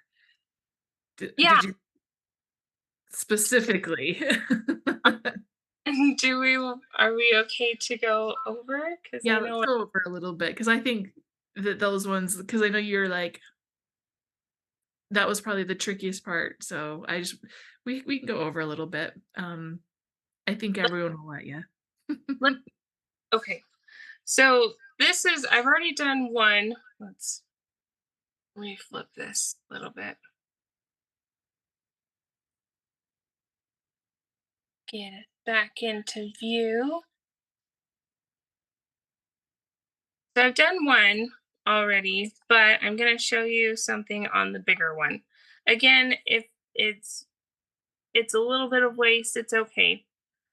So what I've done here, we'll flip it over. I've got my tape here. As I've ironed, it kind of did crinkle a bit. If you want, this is another good tip. I know y'all have that Kimberbell tape. Kimberbell tape is great for this too. When you go through it with the needle, it doesn't really gum up, but as you're tearing the paper off, it does get a little tough sometimes. So if you're using Kimberbell tape, just make sure that when you're pulling that piece off, just put your thumb down a little bit holding the fabric, and that'll help your threads so that they won't pop. But Kimberbell tape is great. I did use that for the quilt, and it worked fantastic. So the middle piece is always going to be really nice because it's the middle piece. You just have to make sure again you're half an inch on each side. And then on the little strips, again, just making sure that you're half an inch beyond. Let's get this there. So just as long as you're half an inch beyond right here, you're going to be just fine. You'll put a half inch from the width of your white piece. And then these little outside black pieces are going to be your, please don't curse my name. is what I'm begging. But I'm going to show you how to do that. So you've got, this is the fabric that I used, this strip, because it was about half inch bigger than this right here.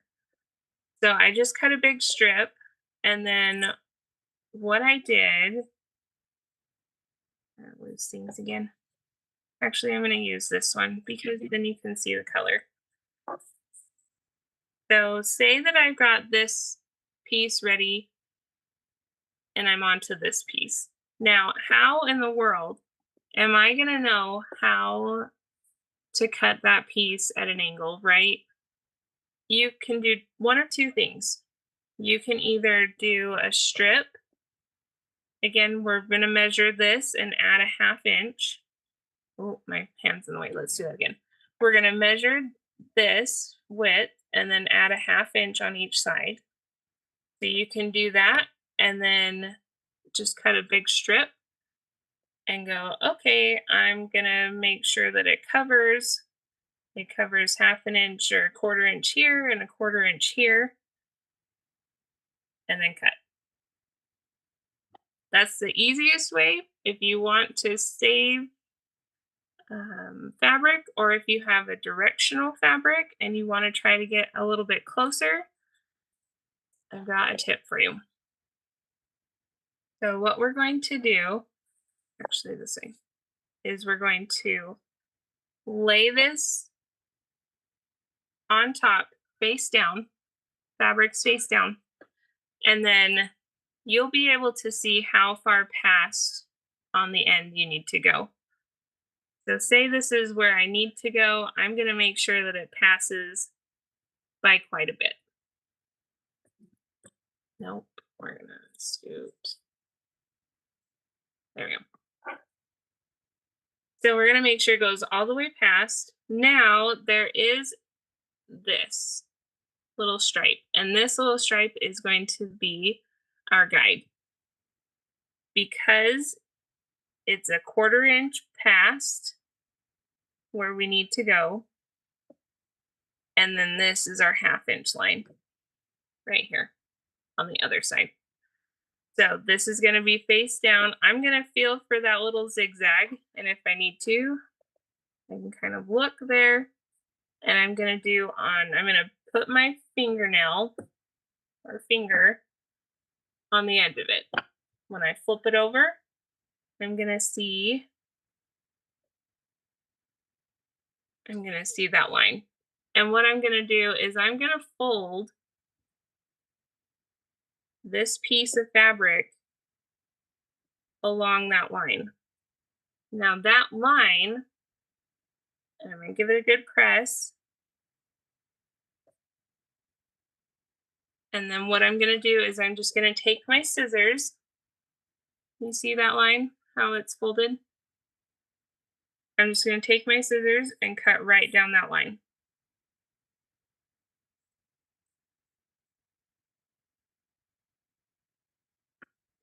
Now, if I go here and I do right sides together,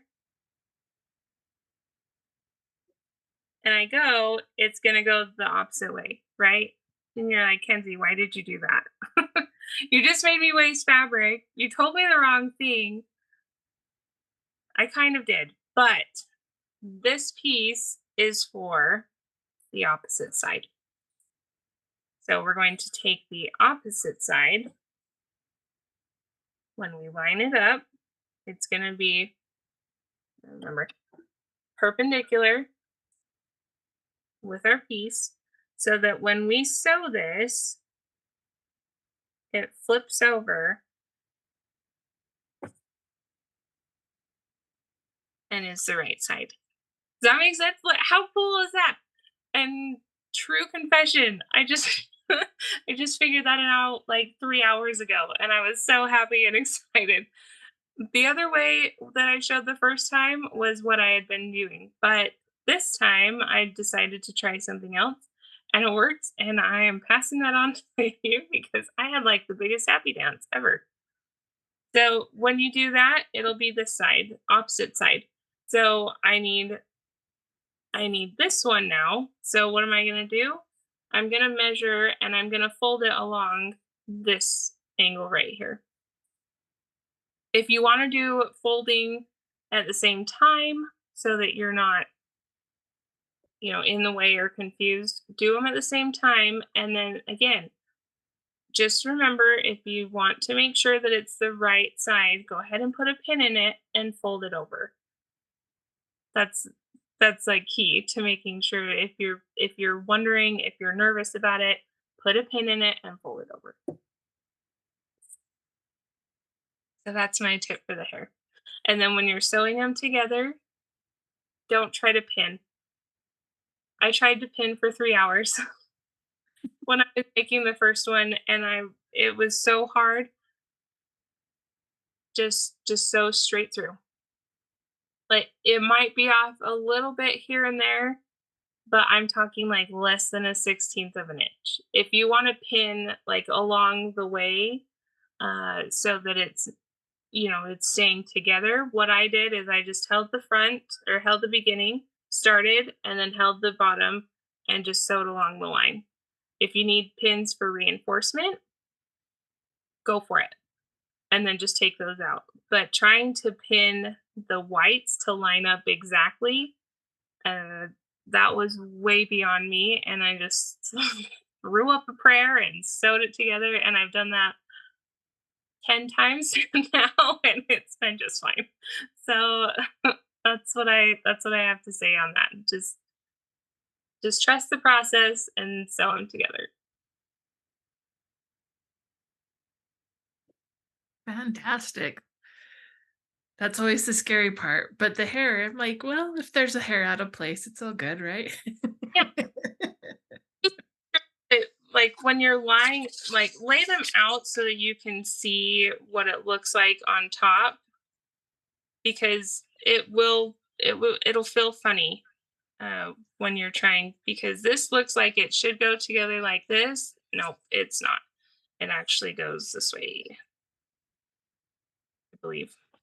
So when you flip them, I believe they will be parallel. And then you're like, how did they work out? That's why.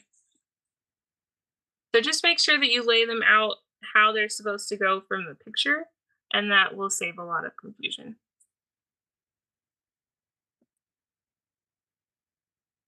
And there's only 5 pieces of those, and then you'll be done. The rest is like easy peasy. So I know, like, on yours, you, like, fussy cut the earrings for Mrs. Frank. Was that hard to do? No, I just held it up to the light, so that I could see where the square was, and then I was able to maneuver it. So you want the fabric on the opposite side. So you want to see the paper and then fabric when you're holding it up to the light. Then that way you can kind of get it to where you need it to go. But yeah, that was fun. The hair was fun with the stripes to kind of move every other way. Yeah, just have fun with it. That's stuff that I didn't do in my first quilt, and I'm so glad that I did it in the bench pillow, because it just brought a whole new, like, level of that project for me. It is so cute. After you get your mom's done.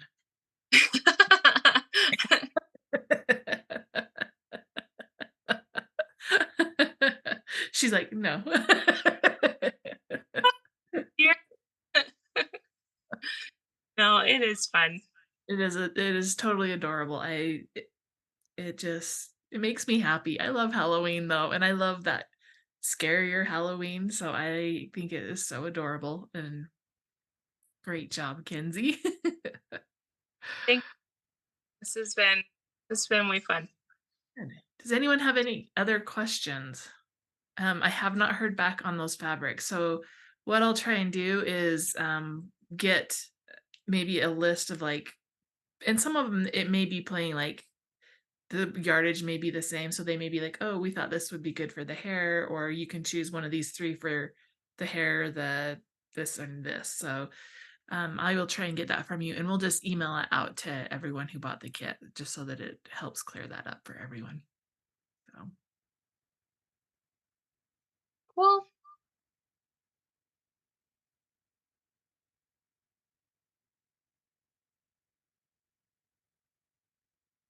it looked like Bonnie was asking a question, but she is muted.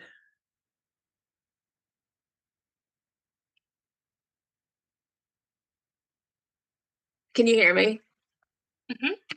So, do you have any of your, like, is your quilt available just to hold up so we can see it? I mean, I saw it on Facebook, but I didn't know if you had one with you or not. Yeah. House. I just picked it up from the quilt show. In fact, I think it is in my car. But it was a crazy honor and surprise.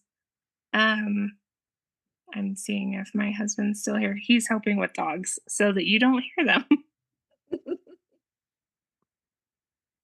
But I put it in the Utah Quilt Guild Quilt Festival last week, and I went there and there were amazing, beautiful quilts.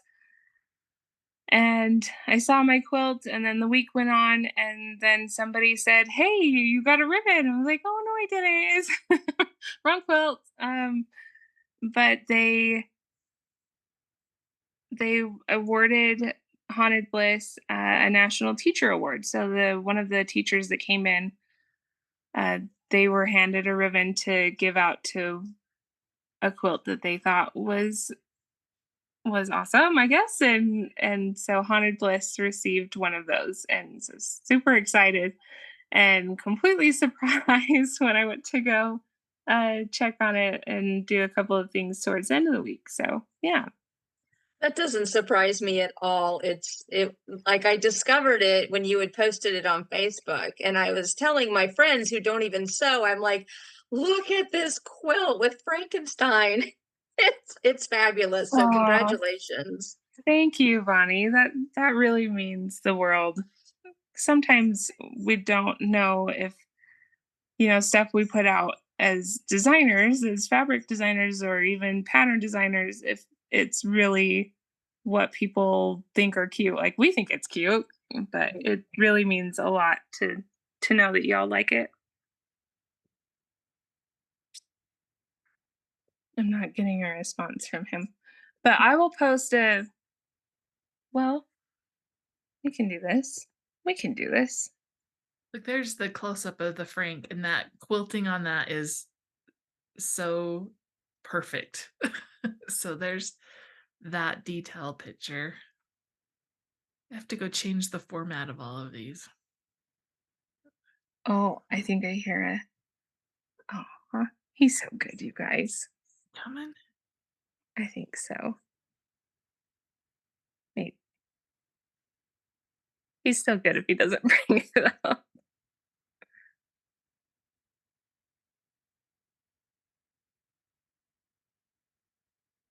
Maybe, maybe. We'll see. Give him another second. Well, we'll take a walk. I'm in my house. It's fine. If y'all don't mind coming and taking a walk, we'll go.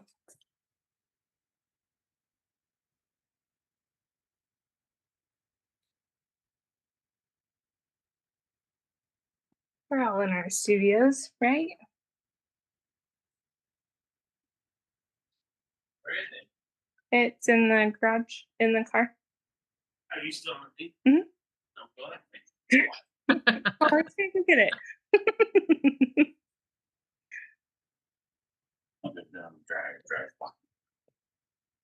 Oh.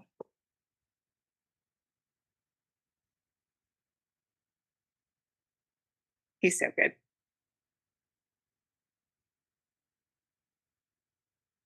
What would we do without them? While we're waiting for him to do that, we can go over. So the pattern, we can kind of go through this and see if I can get a ballpark for your kits as well. So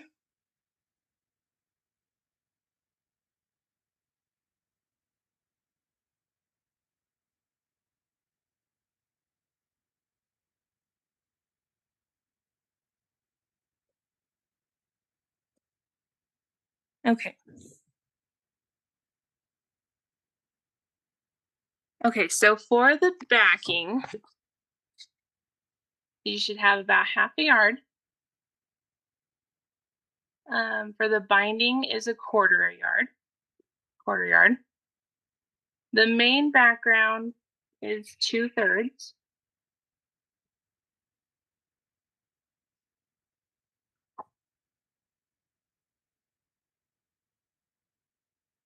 Oh, did it come out? Oh, there we go. Woo, that was close. Okay, so main background was 2/3 of a yard. The bat background was a third of a yard. And they're different because the pillow was different. The heart is a fat eighth, or roughly around there. Lettering and the eye is about a fat eighth.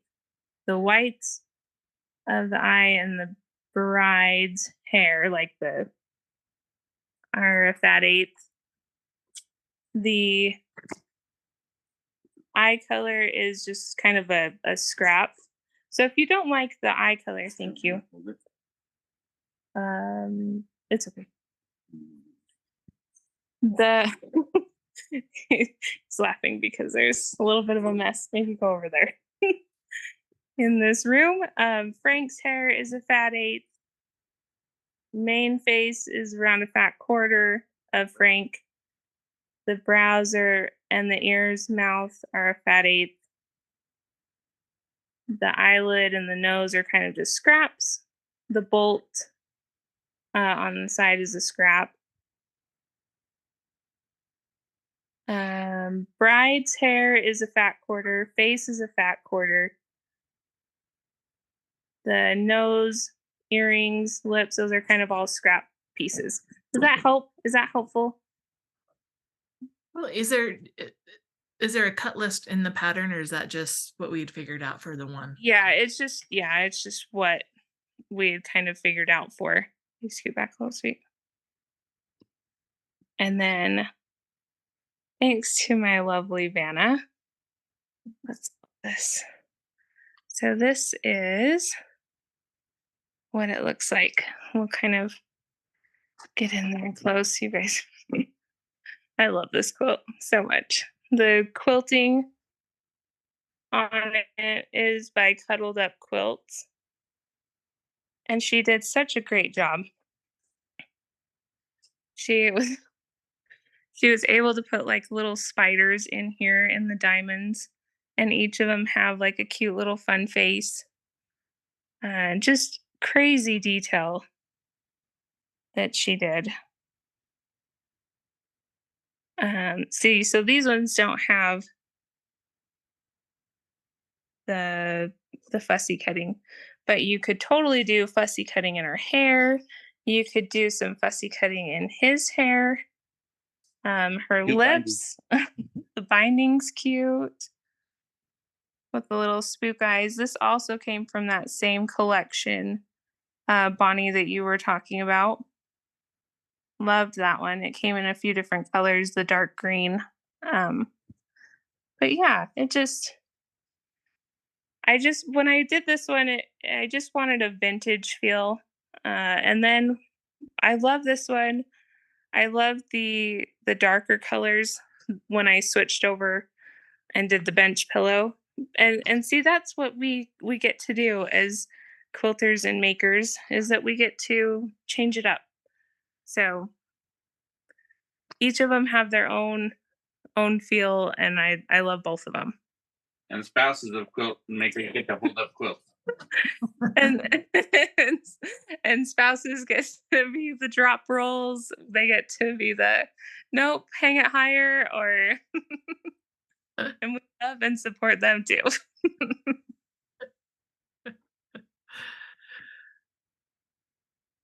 That's awesome. Thank you, Eddie.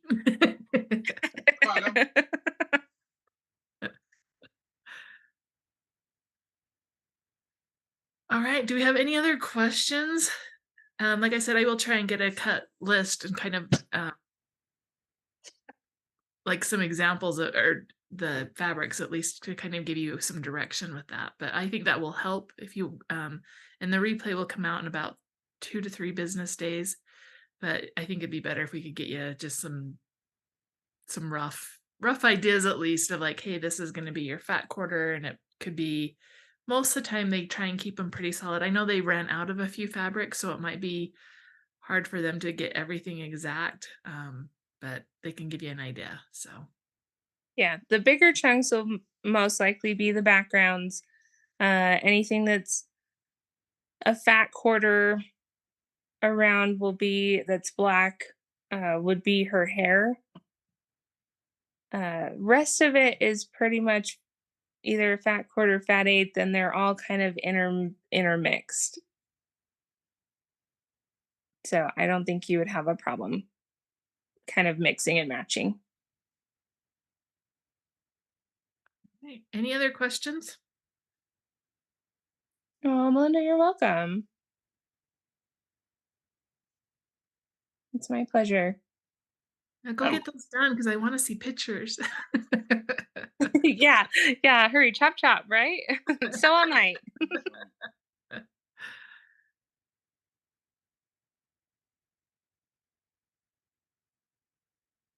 Okay, well, don't forget to tag and don't forget to put it in girlfriends so that we can see all of your fun masterpieces. Yes. We want to see them, even if they're done after Halloween. So Yep, completely acceptable. Thanks, Trudy. all right. With that, we will let everyone go and get back to the rest of your day. Thank you, Kenzy, for joining us. We appreciate you creating some awesome things for us and sharing that with us. So, and I hope everyone has a great rest of your day. We'll see you all later. Bye. Bye.